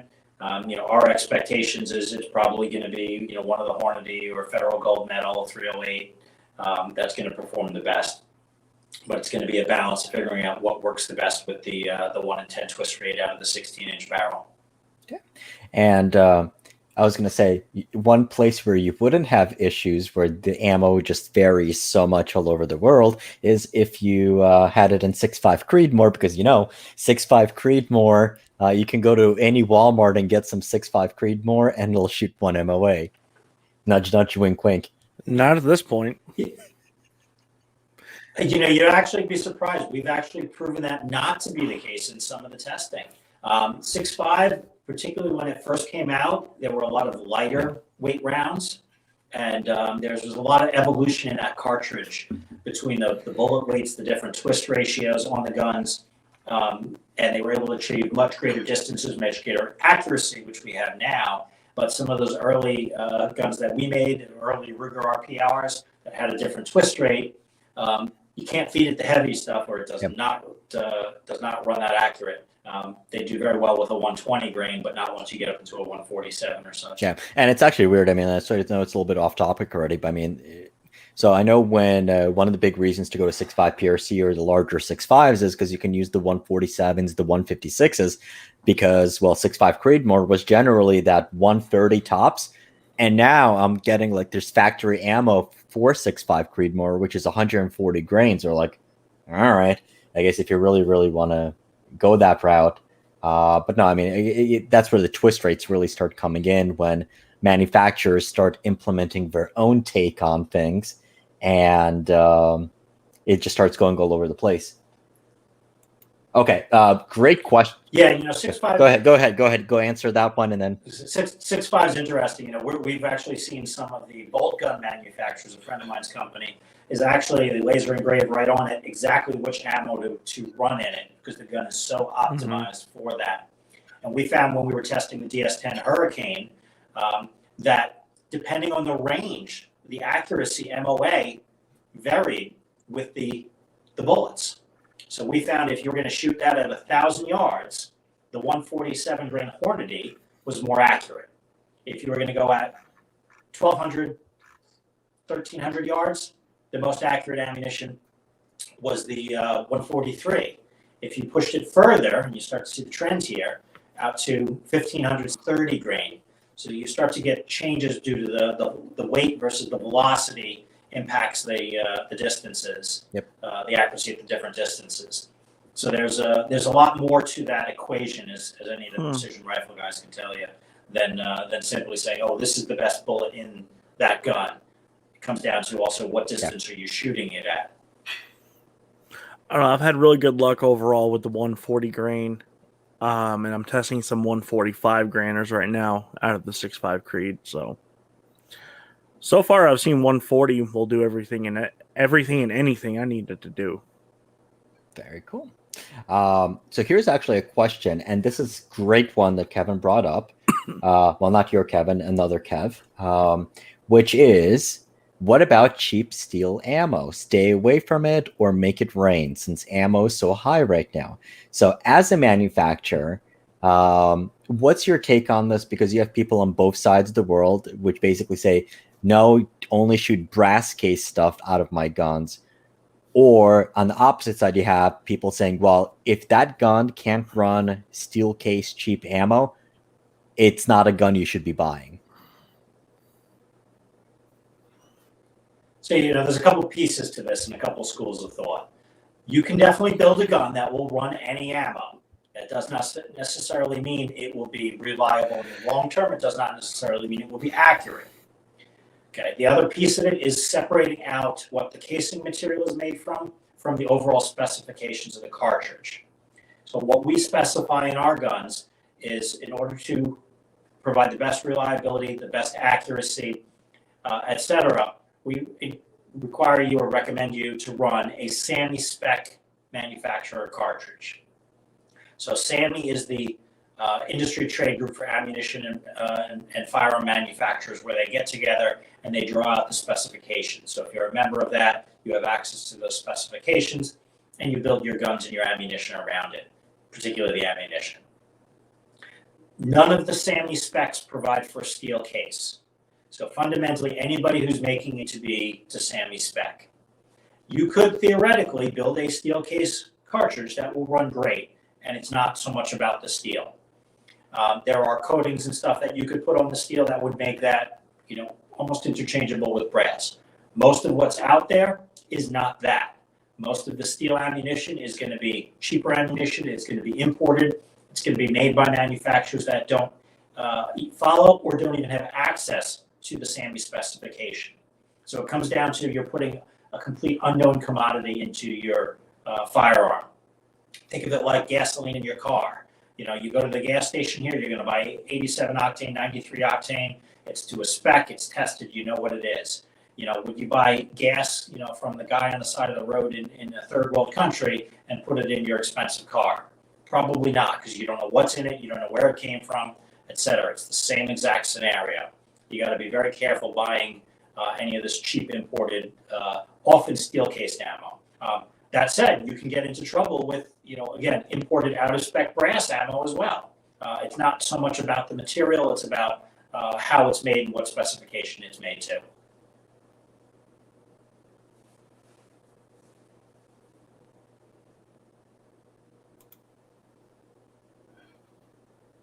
Hey, Max, we lost you. We cannot hear you. My mic is on there. Duh. Okay, sorry. I muted myself so you wouldn't hear me. So you wouldn't hear me munching. So I'm gonna chime in on here. Being a Slav, and since you didn't insult my people, but I think there's two parts to it. So I mean, number one, I think people confuse the steel case stuff, and you'll have ranges that say no steel case ammo, where they really refer to old mill surplus steel case stuff, which was not actually steel case. Well, it was steel case, but the bigger issue was that it was steel core.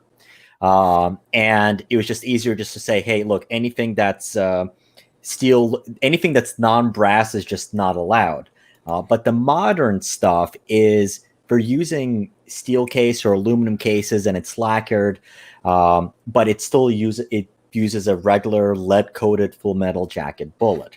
So I think there's like number one, that was the confusion. Number two, yes, there's a big difference in terms of the ammo that's manufactured overseas. So particularly talking about Russia, you have a couple that are really, I mean, they've been producing ammo for a long time. And I have absolutely zero issues with the 7.62x39 stuff, even 6.5 Grendel stuff, which is very, very popular in Russia.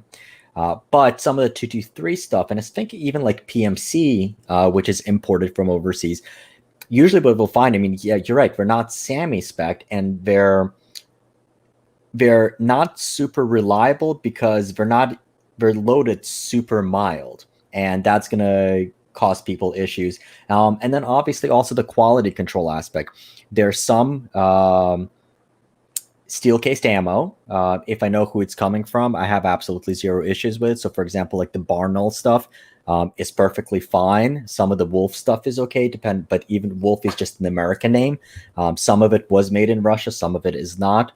But like some of the Tula stuff, I'm like, stay away a little bit from that because they didn't have the QC in place there. But I mean, there's been like issues with pretty much most factory ammo, and like you got to really look at your gun. So I'll get off my little soapbox here. You're the guest here.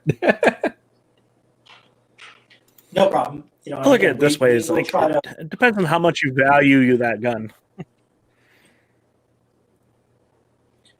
Yeah, you know, part of what we go through as the manufacturers, we'll try to test with a wide range of ammo and you know, beat it up as much as we can. So the pre-production development guns that we've been doing testing on, we've run, I would say, a significant amount of the ammunition that's run through them has been, you know, what we would call milsurp machine gun ammo. You know, harder primers, you know, more likely to be, you know, problems to try to, you know, we want to try to induce malfunctions. We want to try to, you know, create problems in it during the testing phase so that we can, you know, evolve the gun and make changes to make it as reliable and as durable as possible. Okay, so and you brought this on. So how are we doing in time, or am I keeping you away from something, or do we have a couple of minutes to just talk about some of the good points you're bringing up? No, go ahead. Ed, you're muted. I couldn't hear you. Okay. So if we're good on time, so one of the questions is, and you brought up from the reliability perspective, is there anything that a manufacturer is giving up while you're producing a firearm and that a gun owner is purchasing? That can you have a gun that is both reliable and accurate? Or by going reliable route, are you giving up any of that accuracy or precision in that regard? And I guess number two, I guess with the 308, especially because it's not 5 Creedmoor, which is all modern type stuff, with 308 in particular, because somebody can have 308 that was in spam cans from 60 years ago, and then there's 308 that could be factory produced or like machine gun stuff. How does that basically fit in? Systems lengths, and that does play into the cyclic reliability. And one of the things to understand when you try to build a gun, you try to build for reliability, you try to build for accuracy, but there's always a balance that's got to be achieved. You know, we often get asked why we do our AR-15s with a carbine gas system, and one of the answers is to provide, you know, reliable cycling with a broader range of ammunition. If you are building a spec gun to run a spec ammo, such as the U.S. military does, you can dial it in a lot more to provide high reliability and theoretically high accuracy because you're operating with a known set of parameters. In the consumer market, it's a little more challenging. We build the gun for a certain, broader set of parameters. But as we talked about before with the steel case ammo, consumers can throw almost anything through it.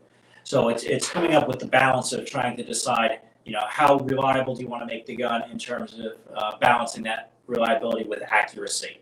As you start to, for example, loosen up the chambers, it's more likely to take ammo that's out of spec. But again, if your chamber is looser, it's more likely to be less accurate in its design. So, we try to keep a good balance to that where we can. In some cases, we go a little tighter and try to gain that accuracy. In some cases, we're being gas system. So we're not actually loosening up the tolerance, but we're changing the specifications on the rifle to give us reliable function with a broader range of ammo.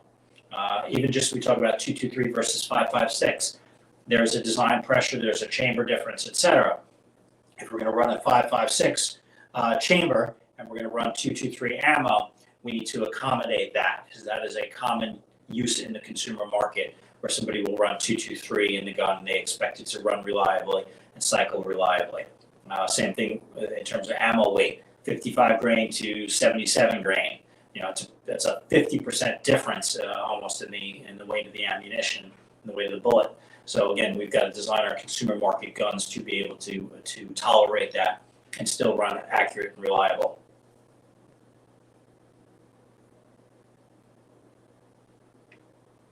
Sorry. So what is the main focus point with the DS-25? Are you more suiting it towards the utilitarian type market, or can precision type shooters, would they be happy with the DS-25? The 25 Typhoon, as you see it right now, is more set up as a sport utility rifle. It is not designed to be a sub-MOA precision rifle. Not saying that you couldn't coax some excellent groupings out of it, but again, we didn't build this as a distinct high-end target shooting type gun. If we end up expanding this line, this is a successful product. We come out with a DS-25 Hurricane that would likely be, again, in a longer barrel. It'll be more optimized for high accuracy target shooting in the sub-MOA range. Fantastic. Okay, and Kev is bringing on the really awesome questions, and this one didn't bring up my mind. Does it come with an adjustable gas block, and if not, could a standard AR-15 one be added? So I'm going to answer that with a couple pieces on here. So the gas block that it comes with is not adjustable. It is a standard gas block. It is a standard AR-15 gas block. So you could put an adjustable gas block on if you wanted to. Key thing to understand, though, is the gas port size on the barrel is optimized and designed for this specific setup. So the scenario in which you would want to use an adjustable gas block with this would be if you're going to run the gun suppressed. We're going to start some test cycling on these guns shortly, running them suppressed, and we'll have a better feel on that at that point if we would need to run an adjustable gas block for it, or how well it will run with the standard configuration gas port on here. If you needed it because you wanted to run something more unique and you needed more gas, you would need to modify the barrel, the gas port, to open that up to allow you to provide more gas through the adjustable gas block. Some barrels you can get from manufacturers have a very large gas block, gas port, and then require you to run the adjustable gas block to reduce that down to exactly where you need it. Since this is a production gun, the goal of it was to provide that system optimized so where you don't need an adjustable gas block to run the variety of ammo. It's pre-dialed in from the factory to the middle of that market ammunition range, which would be a 147. Awesome. And I guess if so, in the future, when you have it tested a little bit more with suppressors, and that's actually one of the things that, like, my 7.62 cans are not out of ATF jail yet, but that would have actually been really, really, really cool to play with it. But if in the future, as you're playing more with it, or at least for the non-post-band guns, for people who can actually have suppressors, will that possibly be an option if people are ordering the gun from DSI directly, or would they all be with standard gas blocks, and then you'd have to either hope that the gun cycles fine with it or just replace it yourself?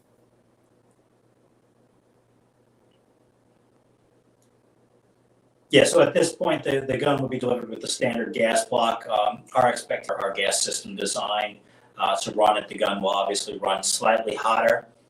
One thing to note is you're not going to be able to see it on here, but on our charging handle that we use on the Typhoon, there are some extra little walls, we'll call them, built into the charging handle that will help reduce any extra gas that does end up in the back of the upper receiver here from exiting the rear. That's specifically for suppressed systems.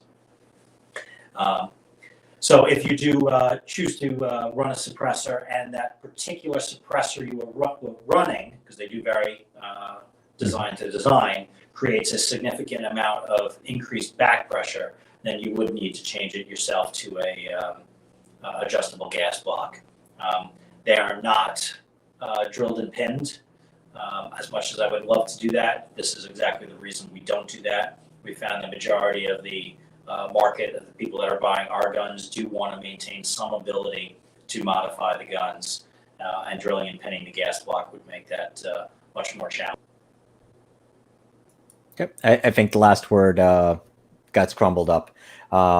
But I think we got the message on that one. And I guess the other aspect is if somebody doesn't, if you want to run it suppressed and you're afraid of overgassing the system, I guess somebody could go with a slightly heavier buffer to help out with that as well. Correct. Since it does use a standard AR-15 buffer system, all of the flexibility of going to an H1, H2, H3, Wolf makes some heavier duty and lighter duty springs. All of that could be modified to try to dial it in for a atypical use. Okay, awesome. So and like there's like more and more people that are coming on.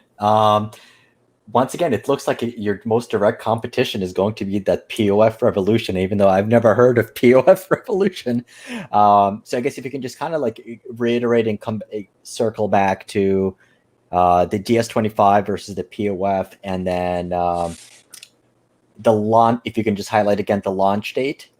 And there's Ryan also had the question, I guess he just came on, a builder's kit. Will it be just a stripped lower and upper, or is it a mandatory package to buy with the barrel and buffer tube?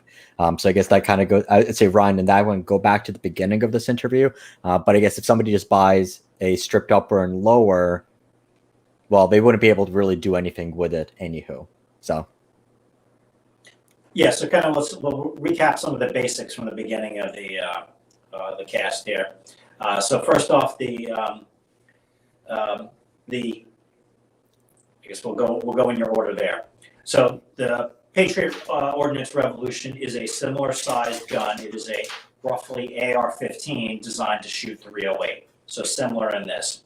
We feel we have a couple key market differences from them in that our focus was building on the AR-15 platform as much as possible. And now Frank was a brilliant engineer in his AR-15s as well as in the Revolution. He uses a number of proprietary new evolved parts. His barrel and bolt carrier group have a number of significant differences from the standard AR-15 that make them not compatible with a standard AR-15. We've tried to take a different approach in making this as much standardized off of AR-15 as possible. So that means we've done things like using the AR-15 takedown and pivot pins, AR-15 bolt catch, AR-15 barrels. Our BCG is much more based on a AR-15 than some of the others. And keep in mind, there are AR-15 BCGs that are significantly different than a mil-spec. We are much closer to that mil-spec type product. So, our package is designed to do that for a couple of reasons. Give you more flexibility on the builder's kit. We'll come back to that in a second. But also to help us keep the cost down. The MSRP on the two rifles, you're talking a difference of almost double. Patriot Ordnance makes an amazing gun. I've had the opportunity to shoot some of them. They work great. You've got to decide, is that the gun you're looking for, something that's more proprietary, something that's significantly more expensive? Is it even in your budget? So we're trying to offer a more mid-market, a little more of a value proposition to be able to provide you, the same form factor, the same reliability, the same kind of accuracy. So that's kind of some of the big differences. Jumping to the builder's kit of all of the unique parts. So the unique parts would be obviously the lower receiver, the upper receiver, our buffer tube, which is slightly extended, the barrel, and the bolt carrier group. Everything else, standard AR-15, you supply your own. But those parts that are unique, those would be packaged in the builder's kit. We functionally wouldn't sell it without that because you can't interchange the other parts. You can't take a Patriot barrel and put it on. You can't take an AR-10 barrel and put it on. You can't take a DPMS barrel and put it on, etc. So the hope is as this platform takes off that we may see some aftermarket companies, for example, developing barrels that will work with this. Because again, it is much closer to the standard AR-15. There's much more interchangeability. There's much more common design out there on the market. So we're hoping that we'll see some evolution in that as well. Maybe you can get your 8.6 blackout or some of the other more unusual barrels from a third-party company. So Very cool. And I guess the final one, the launch. Yep, it's a launch date. So the launch date and the price was March 8th, 308. Obviously 308 Winchester. So we wanted to tie that together. Right now, the expectation is we'll be shipping the first production guns of these. We're looking at about 6 to 8 months. That's in line with the current production lead time on our DS-15s. Unfortunately, we had hoped to have them available at this time now, but the production is just so backed up that we're not able to fully implement that. And obviously, it wouldn't be fair to be shipping a new platform, new guns, where we've still got people who have guns on order from last year. Fantastic. So that was a great summary. Derek, any questions, anything that we missed from the chat? Because Ed, I really appreciate the time that you gave us answering a lot of these questions, some more than once. And like I said, it's definitely an interesting product. It's an exciting platform. It's an exciting platform, and hopefully, really kind of becomes the standard on there. Because I said, the big takeaway for me from my conversation when Brett came over, and if you guys are watching this and you haven't seen the video that we did from the range, go ahead and go watch that video. It's linked in the description, or just go back to my channel page and you'll see it on there. The big takeaway from that was, with the panic, the riots, and everything that's happening, we've had a massive growth in AR-15 sales, but we haven't really seen it in AR-10 sales. And then Brett mentioned, well, the AR-10 is kind of a bad design, or it's a faulty design. I'm like, well, you know what? You're right. It's like, I enjoy shooting AR-15s. I'm not crazy about the AR-10 platform because it just seems kind of bulky. It's very sluggish. And shooting the DS-25, you don't have any of those issues. It literally felt like shooting an AR-15, but just 308 caliber bullets that are coming out of it. And that's why that gun is really stupid exciting. Yeah, same thing. We're super excited about it, and just a little bit of quick history that a lot of people may not even realize. The AR-10 was the first gun that was developed, not the AR-15. So the AR-10, was some of the original technology. The AR-15 was the evolution, so inherently it had some better design features. The AR-10 also had some changes as it's gone through history. The magazine that was originally designed to use is not what the AR-10s currently use today. Line up on the guns today that were changed because of that magazine issue, that are engineering compromises, and again, just make it not an ideal platform. And that's kind of forced a lot of the companies, from Patriot Ordnance to us to DPMS, to try to rethink this and say, hey, look, we got to have a better way to do this. And we're all trying to find the best way to do it. And, we're pretty excited at this point. with our offering. Again, we believe it's probably the lightest semi-automatic 308 on the market, and super smooth shooting, and again, compatibility with a ton of standard AR-15 parts. And I think we'll be the first one on the market that'll be offering this as a builder's kit, where again you can do some customization on it. The other products that are out there really aren't available that way, and some of them aren't even able to be customized. Yeah, absolutely. And I think the fact that somebody can slap in their AR-15 trigger, they can put on their favorite buttstock, they can put on their favorite rail. I mean, that's going to save them quite a bit of money on it as well, that you don't have to go look for specific components for the firearm. Absolutely. And I'll say probably the only caveat I'll have to say is that you have to be a little careful with two components on it, one of which is the pistol grip. Because of the positioning of the pistol grip on the rear of the gun here, you can't, or it's not as nice to run a beaver tail grip.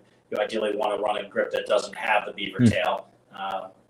The second thing is the charging handle. You do have to watch the underside, the cut for the gas key on the charging handle does need to be true to mil spec. We've seen a few charging handles out there on the market that are not. They're cut a little short, and they can have some interference problems on the back. So a true mil spec charging handle will work fine for anybody else that's making one to the mil spec, even if it's an ambi. But the track underneath has to be to the mil spec dimensions. And I would say if you want to avoid the whole charging handle issue, just buy one of your awesome charging handles. And they really are awesome charging handles, and they're very well priced to begin with.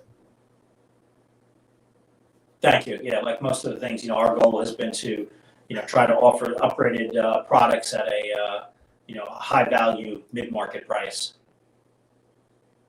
Awesome. Very, very cool. So where can people find you? Where can people get more information on the DS25, and where they're going to be able to order them? Sure. So our website's www.dark- like a minus sign, storm.com. If you go on the website, you'll be able to see more information about all of our products that we make. There's also a dealer locator that allows you to identify our stocking dealers. I know it's tough right now for anybody to have anything in stock, but those are our key dealers on there where you'll be able to order a product from. You can also reach out to any of your local dealers, as our products are available through a number of major distributors that they can order them from. Fantastic. And I guess hopefully in a few months, or 6 to 8 months, this fall, we should all be shooting the DS25s. And hopefully you're going to have it at Media Day next year at SHOT Show, because I don't care, even if I'm the only one there, we're going to SHOT Show next year. Absolutely. I agree. We're like most people, we're looking forward to SHOT Show. We did have on Monday was Media Day for National Association of Sporting Goods Wholesalers. That was the kind of soft start to the show season, where we were actually able to get in a small outdoor range show. We did have one of the DS-25 pre-production guns there. So some of the media and a large number of dealers and stuff were able to shoot it. We do also have a gun on tour across the country right now. So Brett is driving city to city all over right now the eastern half of the United States, visiting both our existing dealers as well as new dealers. And we've been doing quite a bit of range demo shooting, some of which are organized by the dealers, some of which are just kind of ad hoc as we show up and they go in to click off a few rounds on the range. But we're doing everything we can to get it out there and get people to be able to get their hands on it and see it and touch it and shoot it as quickly as possible. So I'm going to put you totally on the spot on this, but I think you should have some organized demo days for all your East Coast people, especially considering that a good amount of your customers are New York, New Jersey, Connecticut. I think you should go find a 1,000-yard range in, let's say, slightly upstate New York, and go bring a couple of guns and charge people for ammo and let us shoot that bad boy. Yeah, probably where we would end up would be Pennsylvania, because of the configuration issues in New York, unless you want to come shoot a fixed mag. But yeah, so we're actually, Brett, who's our account manager, who's out on the road with dealer visits, is planning on regrouping, and we'll probably be doing maybe 2 months, where we'll be doing scheduled demo days at a variety of dealers that have ranges throughout the area, and that'll be organized with the dealer, so you'll be able to buy ammunition from the dealer. Hopefully, there's 308 readily available, and you'll be able to shoot it in their indoor ranges. We'll see if we can turn up some outdoor demo days as well as we get into summer season. I'm not sure what's going to happen with some of the traditional machine gun shoots and outdoor group shoots this year. I know most of it was canceled last year. Since Dark Storm does have a range in New York, and especially since Kevin apparently wants one, and he lives 25 minutes from your shop, can he pre-order one in person? And would that gun be available for people to come try at your shop? So not yet to either of those questions. The expectation is that we'll open up to consumer direct orders probably in the next few weeks to a month. At that time, you'd be able to pre-order it either in store or online. We are currently accepting orders from dealers and distributors at this point. We need a fixed magazine configuration for that. We do have some of those in pre-production right now. So the hope is that we'll have a demo gun that we'd be able to have consumers shoot in the range as a rental, maybe in the next couple months. Very cool. See, Kevin, I'm trying to get you in New York. Go ahead. Yeah, I believe we're also working on some of the first guns to ship will be demo and range guns to a number of dealers across the country. Yeah, a lot of the bigger dealers, we've made the commitment to try to expedite some guns out as early as possible to get a demo in their hands for them to be able to show to consumers and to be able to try before they order. Expecting that, we already have a good amount of distributor and dealer orders for these, so that this is going to likely be a extended lead time product, as most things are these days. Yeah, awesome. So as we're approaching, believe it or not, as we're approaching 2 hours on this stream, I sincerely want to thank you. It was an awesome opportunity, and I think for everybody who's watching, we addressed every single question that I saw that popped up on your Instagram, my YouTube, and Facebook. So I think we beat every single question. You answered every single one of them without hiding from any questions. And you gave us some really useful knowledge for what people can expect out of both this gun and whether or not they should shoot steel ammo. So thank you, Ed. Sounds good. So we still got one question that we didn't answer. Oh, okay. When are we going to get you out for a factory tour? Yes. On the way back next week or the week after. But no, that's going to be awesome. Sounds that's good. going to be, that is actually, you're right. That was totally me. And so part of that was, so like Kevin, I could have sworn I scheduled this live stream like a day or two ago. But it's kind of an exciting time for me because we have the 308 announcement with the DS-25. And then the other thing was there's another gun that's coming out on Monday. So I've kind of really been running around with my head cut off, just trying to make sure that I have all the components I need for that. So that's going to be awesome as well. But after this week, we'll be completely good. And I'm absolutely coming. And we're going to see... we're not going to take the butcher's word, but we're going to take a look at how the steak is actually made. I'm sorry, I'm sorry, Ed. What'd you say? I missed it. I was going to say we're going to get to see how it's made. There's a tremendous amount of interest we see from from our consumers of curiosity of how does this stuff get made. We're lucky enough to be able to give tours to some people and bring your camera and we'll put together hopefully a nice little YouTube video. So people can see what we do and that we actually do make the stuff proudly right here in New York, and looking forward to it. Awesome. Fantastic. So thank you very much, Kevin, thank you for working hard in the background, making sure everything is operating. And thank you for actually Kevin's doing. So if you guys follow Dark Storm on Facebook or Instagram, Kevin is doing an awesome job of keeping everybody updated. And I understand you guys are working on some YouTube videos yourself so people can find more information. So we'll have links to all of that. So Ed, thank you, Kevin. Great job. And if you have any questions that we didn't address, make sure you leave them as a comment. So obviously the live chat is going to be closed as soon as this is closed, but the video will absolutely be up. I do think it's going to get a good amount of views because we answered a lot of questions. But if there's something that we didn't address yet, make sure you leave it as a comment, and I will make sure that you get your answer. We'll go to Ed, or we'll get Kevin or somebody, and we'll have those questions answered for you. So actually, Ed, thank you very much, and I will see you soon. Oh. I was going to say, I'm going to answer one question that didn't get asked, but I know it's probably on some people's minds. Oh, okay.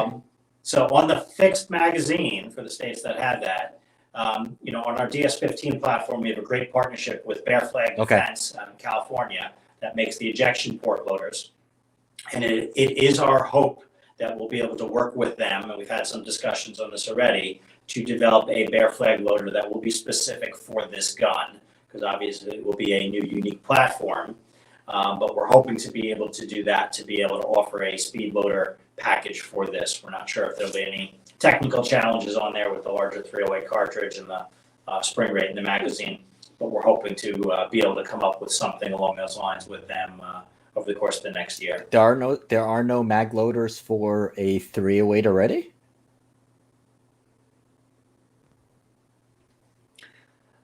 So the question would be, even ones that are out there will probably not work with this, because it is the upper receivers are smaller. They're based on the AR-15 size. Very cool. Well, my answer to that would be leave that state and go join America. Not everybody has that choice, unfortunately. Awesome. Yes. All right. But you have to make the choice at some point. You got to cut it off. Awesome. So Ed, thank you very much. Kevin, thank you very much. And we'll see you soon. And I'm sure we'll be talking about this gun for some time to come. Take care. All right. Derek, you're on. So what'd you think? No, it was fun. It's an interesting concept. Can't wait to get my hands on one to play with it and see how it shoots, because I'd like to see what the weight difference is between putting a 20-inch barrel on that one and the 20-inch barrel I have on this one in the back behind me, and seeing if it really is that much of a big difference. Well, so what I will tell you is that the gun that I shot is the one that's currently traveling the country is the one that I shot for. I guess we were first stop. Yeah. And like I said, that gun weighs just 6.5 pounds. Like I said, that's why we took the optic off. It was such a joy to shoot. Like you'd expect like a 6.5 pound gun to have harsh recoil or things like that. There was absolutely, it was a joy to shoot. It was truly a joy to shoot. And we had actually like 5 or 6 people shoot that gun, and it was awesome. No one had issues with the recoil. Nice. Yeah, I mean the weight balance could possibly, but you shot the DS-10 before, right? Or you looked at it and it was. I looked at the DS-10 when it was over at TriggerCon 2018 and over at the Great American Outdoor Show back in 2018. Okay. Never got to shoot one. We were going to get together and go do some long range shooting, but we never got to. Okay. And I know the year before, GSI was at SHOT Show Media Day, and they were shooting it. So this is what's funny. Most of the AR companies, when you go to Media Day, they have their own smaller 25 to 100-yard booths. DSI was with the long range at the 1,000-yard plus range. Nice. With a semi-auto. It's like, what does that tell you? They are nice, accurate guns. And like I said, this way, I'm really excited about it. And I'm still waiting for somebody like a 6.5 PRC version would be interesting.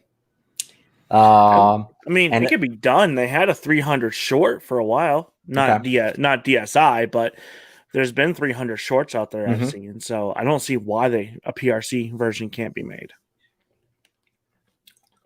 The only possible thing that I can think of is, and Pressure. no, not even that. Sorry, munching.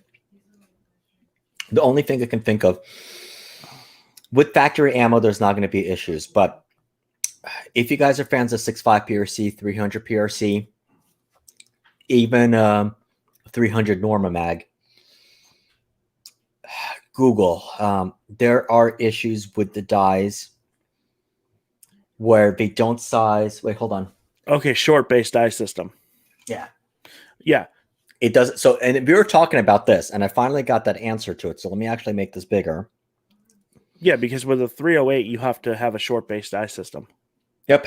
So with 6.5, like it didn't size down all the way to the bottom, and I thought it was like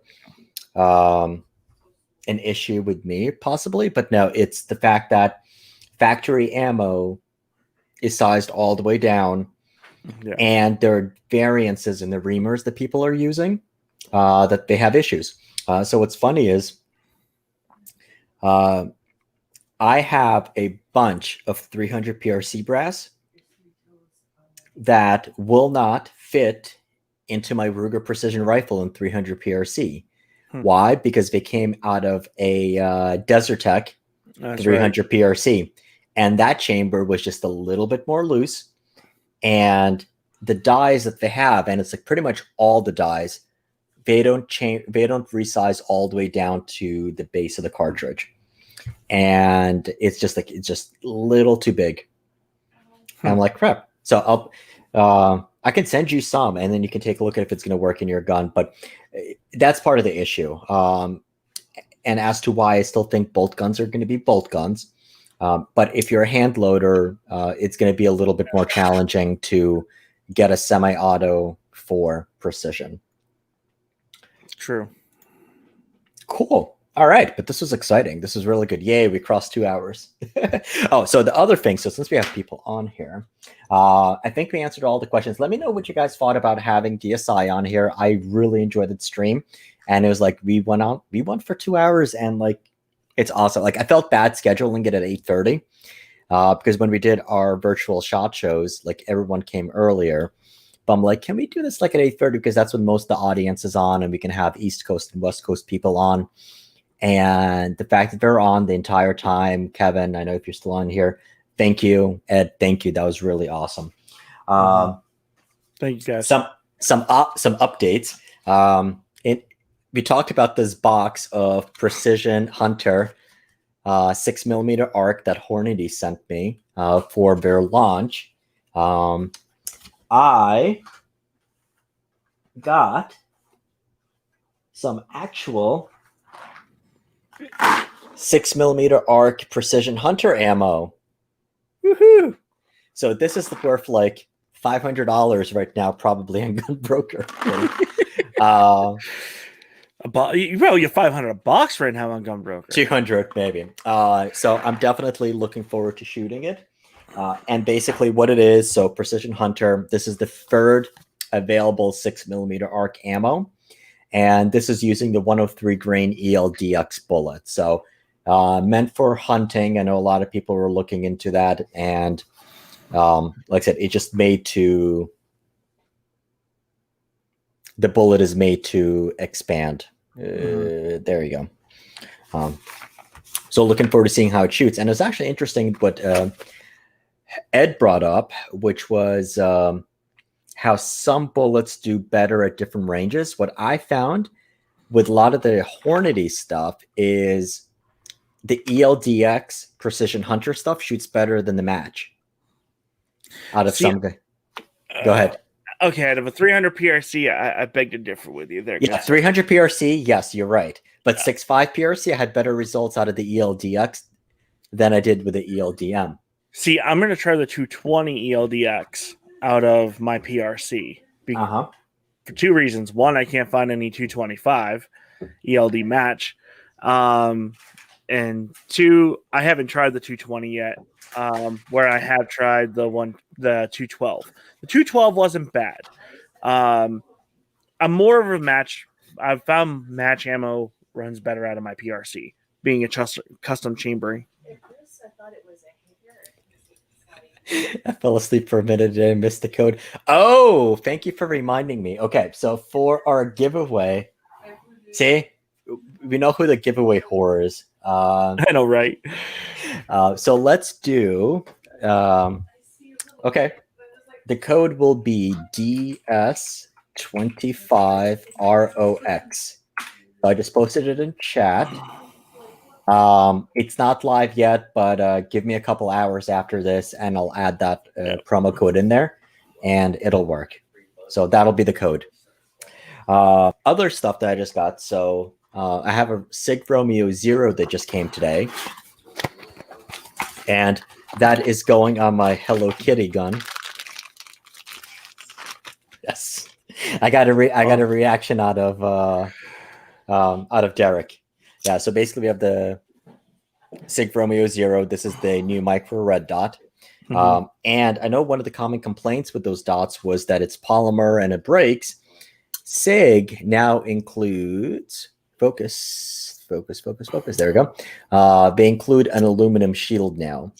So we'll have a separate video on these guys soon. But it'll be featured in a video probably on Monday. So I'll play around with those. So pretty cool. Yeah, pretty nice dot.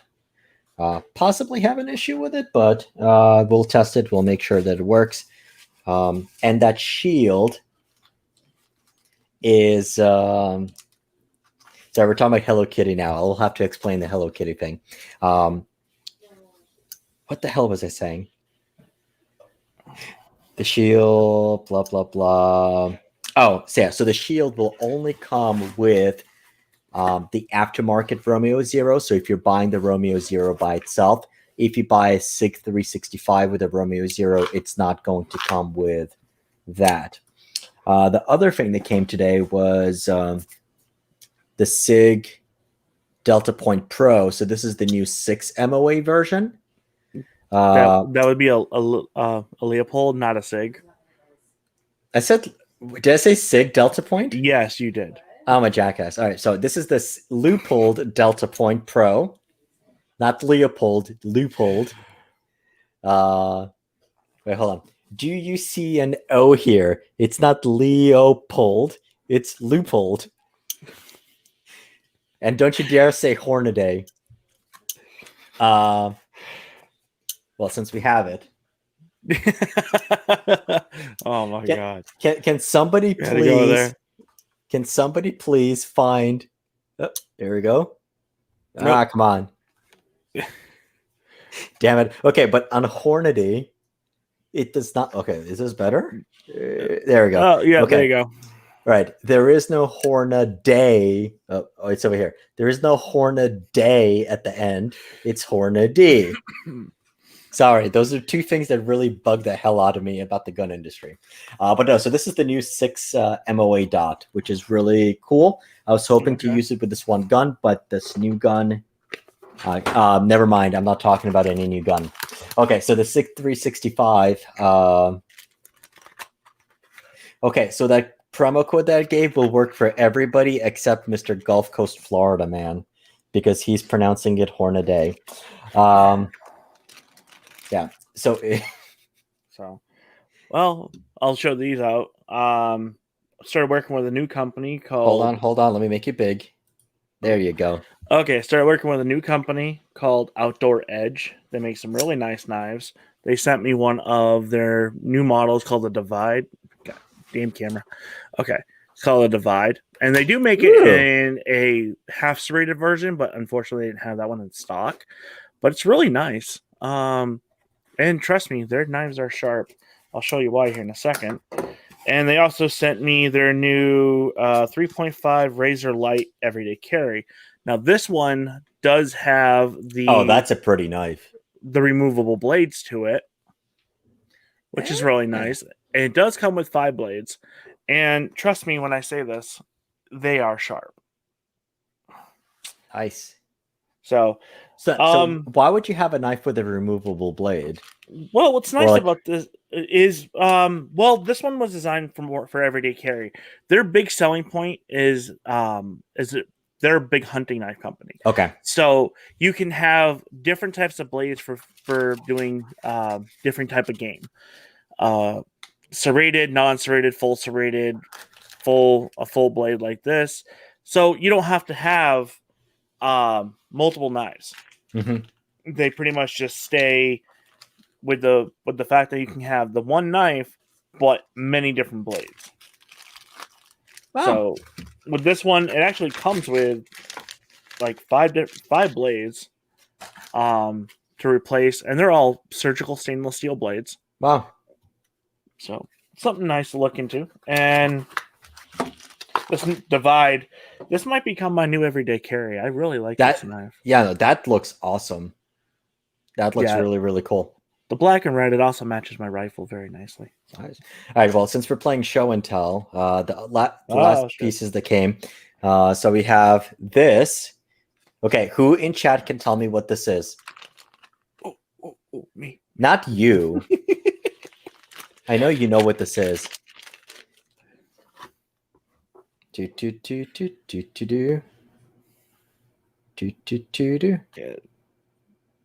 Come on, we have plenty of people in chat. One of you should know. This is legit. Okay, we're getting close. It's not binary, and it is not a Ruger BX25. On the same lines, though. On the same lines, or more genetically. No, it's not a Timney. Okay, so this is a. You guys are close though. So this is a jarred trigger for a Ruger 1022, and this is for Ultra Match. So there's a project. Okay, Brian. Okay, now you're just wrong. It's not the It's not the Force Reset Trigger 15. It's not the rare breed. You're just going. Doesn't look like that at all. Primers. Yeah, I know. I wanted to see if somebody would get somebody's attention by rattling them. We all know, like, we're all. Anyone who reloads is like a little bit like you hear that sound, you're like, oh, you know exactly what it is. No, so yeah, we're gonna do a project with this trigger. Remember the Azimuth 1022 that we did? Mm-hmm. So we're gonna upgrade that into much more precision focused stuff. So I'm getting a stock from Boyd's, and we're gonna upgrade the trigger from a BX25 to the jarred Ultra Match, and this looks really like a really solid trigger. I'm not doubting it. I mean, the BX25 is a good trigger too. I had no complaints with that trigger, to be honest with you. So. Oh, wait, hold on. Let's hold something down. Okay. We'll play with that. Oh, and then the other one is also from Jarred. We have a Ruger Precision Rifle trigger, and this is going for our Ruger Precision Rifle comparison. So now that I have that custom shop RPR with the trigger tech, one of the questions that popped up is how is it different versus the others that are available. So we're going to have a definitive video guide to the triggers that are available for the Ruger Precision Rifles. So we're going to have a stock. We're going to have the Timney, trigger tech, and this Jarred. So it'll be fun. Oh, so also want to make the announcement. I also have a 2-stage trigger tech diamond coming in this week, so we will probably show that off on the next live stream. And then I'll also be doing a video comparing the 2-stage versus the single stage. Cool. All right, and then I'm going to be a snob. I got a new microphone today. Nice. I'm an audio snob. So like I said, he was just like, well, I needed it for one video and just to make my life easier, but another Sennheiser. So that'll be fun. And then, yeah, so video wise, guys, on Monday. Okay, so I have my hands on a brand new gun that's going to come out, and the embargo date is Monday. I don't know what time on Monday. Hold on. Let me just make sure it's the 15th. Yeah, 15th is a Monday. So on Monday, I'll have the video out there, and because it's going to be a brand new gun, I'm not sure if it's going to be. I'm definitely not going to release the video at like 8 or 9 p.m. because I do want to make sure that it's launched as soon as they tell me that we can release the video. But we'll do a live stream. I think, yeah, we'll do that. We'll do a live stream that evening to discuss the video. But you'll see it. I'll just leave it at that. Go 9 a.m. It depends on, so it's, the embargo date basically is the 15th, but there's usually, we send out an email when it's okay to release the stuff. So I don't exactly know, but there are probably maybe like 2 or 3 videos you'll probably see at the same time.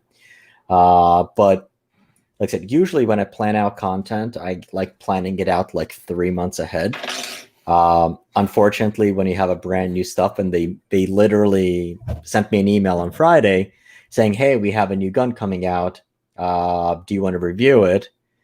And I'm like, sure. When's the release date? Oh, it's the week after. I'm like, all right. So now I gotta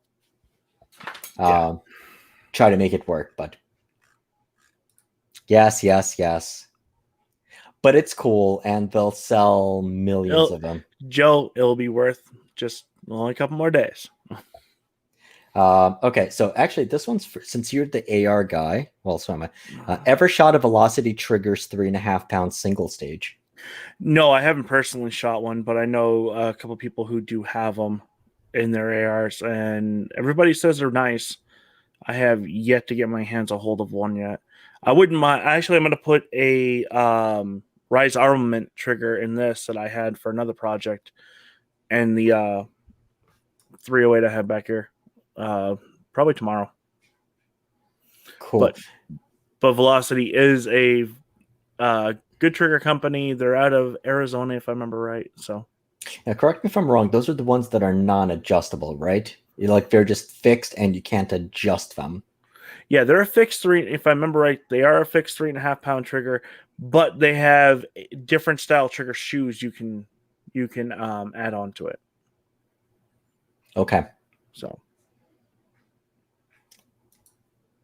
great question, Joe. Can't buy until the Rona money. Anyway, so what are you guys planning on buying with your next $1,400 Rona check? nothing.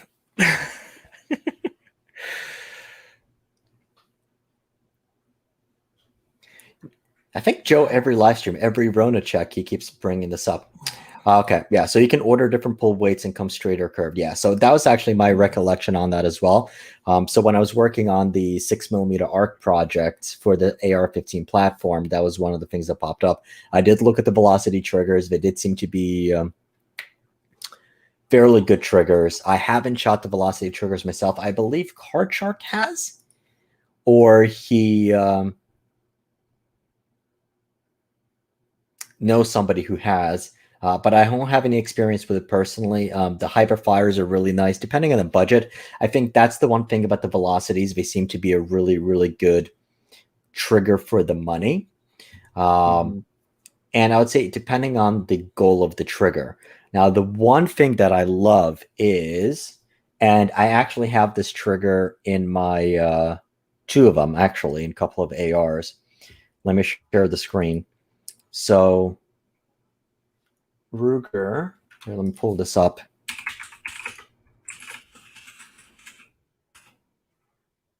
Okay, so Ruger has the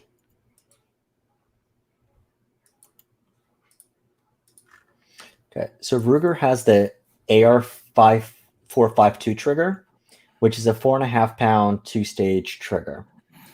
To this, I added a Caw Valley Precision reduced spring set, and it brought it down to about 2.5 pounds, and it's beautiful trigger. And this, okay, yeah, before or after the spring fix. So before the spring fix, as a 4.5 pound trigger, it's a nice solid trigger. And then with the Caw Valley spring set, it was like 2.5 pounds. Totally awesome. And this trigger is fairly cheap as well. Nice solid trigger. And that's the one that they use in their precision and competition guns. but obviously with their springs. And I really, really enjoy them. I would say it's a little bit nicer than the Geisley SSAE. And then the Geisley 3 gun is just a completely different type of trigger. And then the other one that I have that I really love, and this really goes back to why you're buying the trigger and whether you're trying to buy it for a precision rifle gun or a run and gun type gun, is the jarred set trigger. And I did a video on this one, so just go back into my videos, you'll find it. So this is a standard nice 4-pound trigger, and then if you push it up, it's a set trigger. So if you push it up, and then it's going to preload the trigger, and then it's only a 7. So they advertise it as 13 ounces, but on mine it was like 7.5 ounces, and totally awesome for precision rifle work. And that's what I have in my Dark Storm gun. Not the YouTube. Let me show you.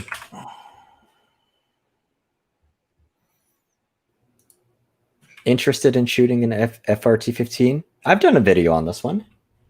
Yeah.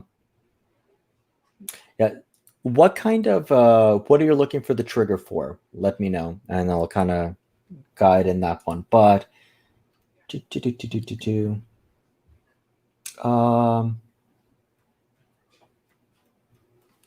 so that's the video that I did on the set trigger, on the jarred set trigger. That's that guy. Okay. Well, I hate to do this, but I'm gonna have to jump off and get ready for work. You do? Oh yeah. I got to leave early tonight, so unfortunately. Very fun. But I'm gonna wrap up anyway. So okay.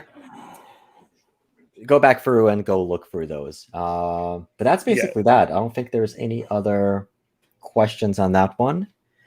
And well, here, let's wrap this one up. Let me stop that. All right, Derek, where can people find you? You can find me on YouTube. You can find me on Odyssey, Northwest Gun Reviewers. You can find me on Instagram, MeWe, Jump, LinkedIn, and my big one is Instagram. So there we go. And well, you're already here. You already found me. The only other place I would say is go make sure you're subscribed on Odyssey. Once again, I know apparently some people don't know that we run a monthly giveaway. So just go back to the channel page. This month we were doing a giveaway for a Tracked Optics rimfire rifle scope, a really nice 3-9, and go from there. If you are joining late, so just go back to the beginning of the video. You'll have the full conversation with Dark Storm. Really, really good convo. And then I did do the video with the gun. So just go back to my channel page. It's the last video before this. So that's basically that. Otherwise, thank you guys for joining. Make sure you smash the like button. Go join Derek's channel. And then, well, as always, thank you for watching. Keep on squatting, and we'll see you in the next video. See you guys.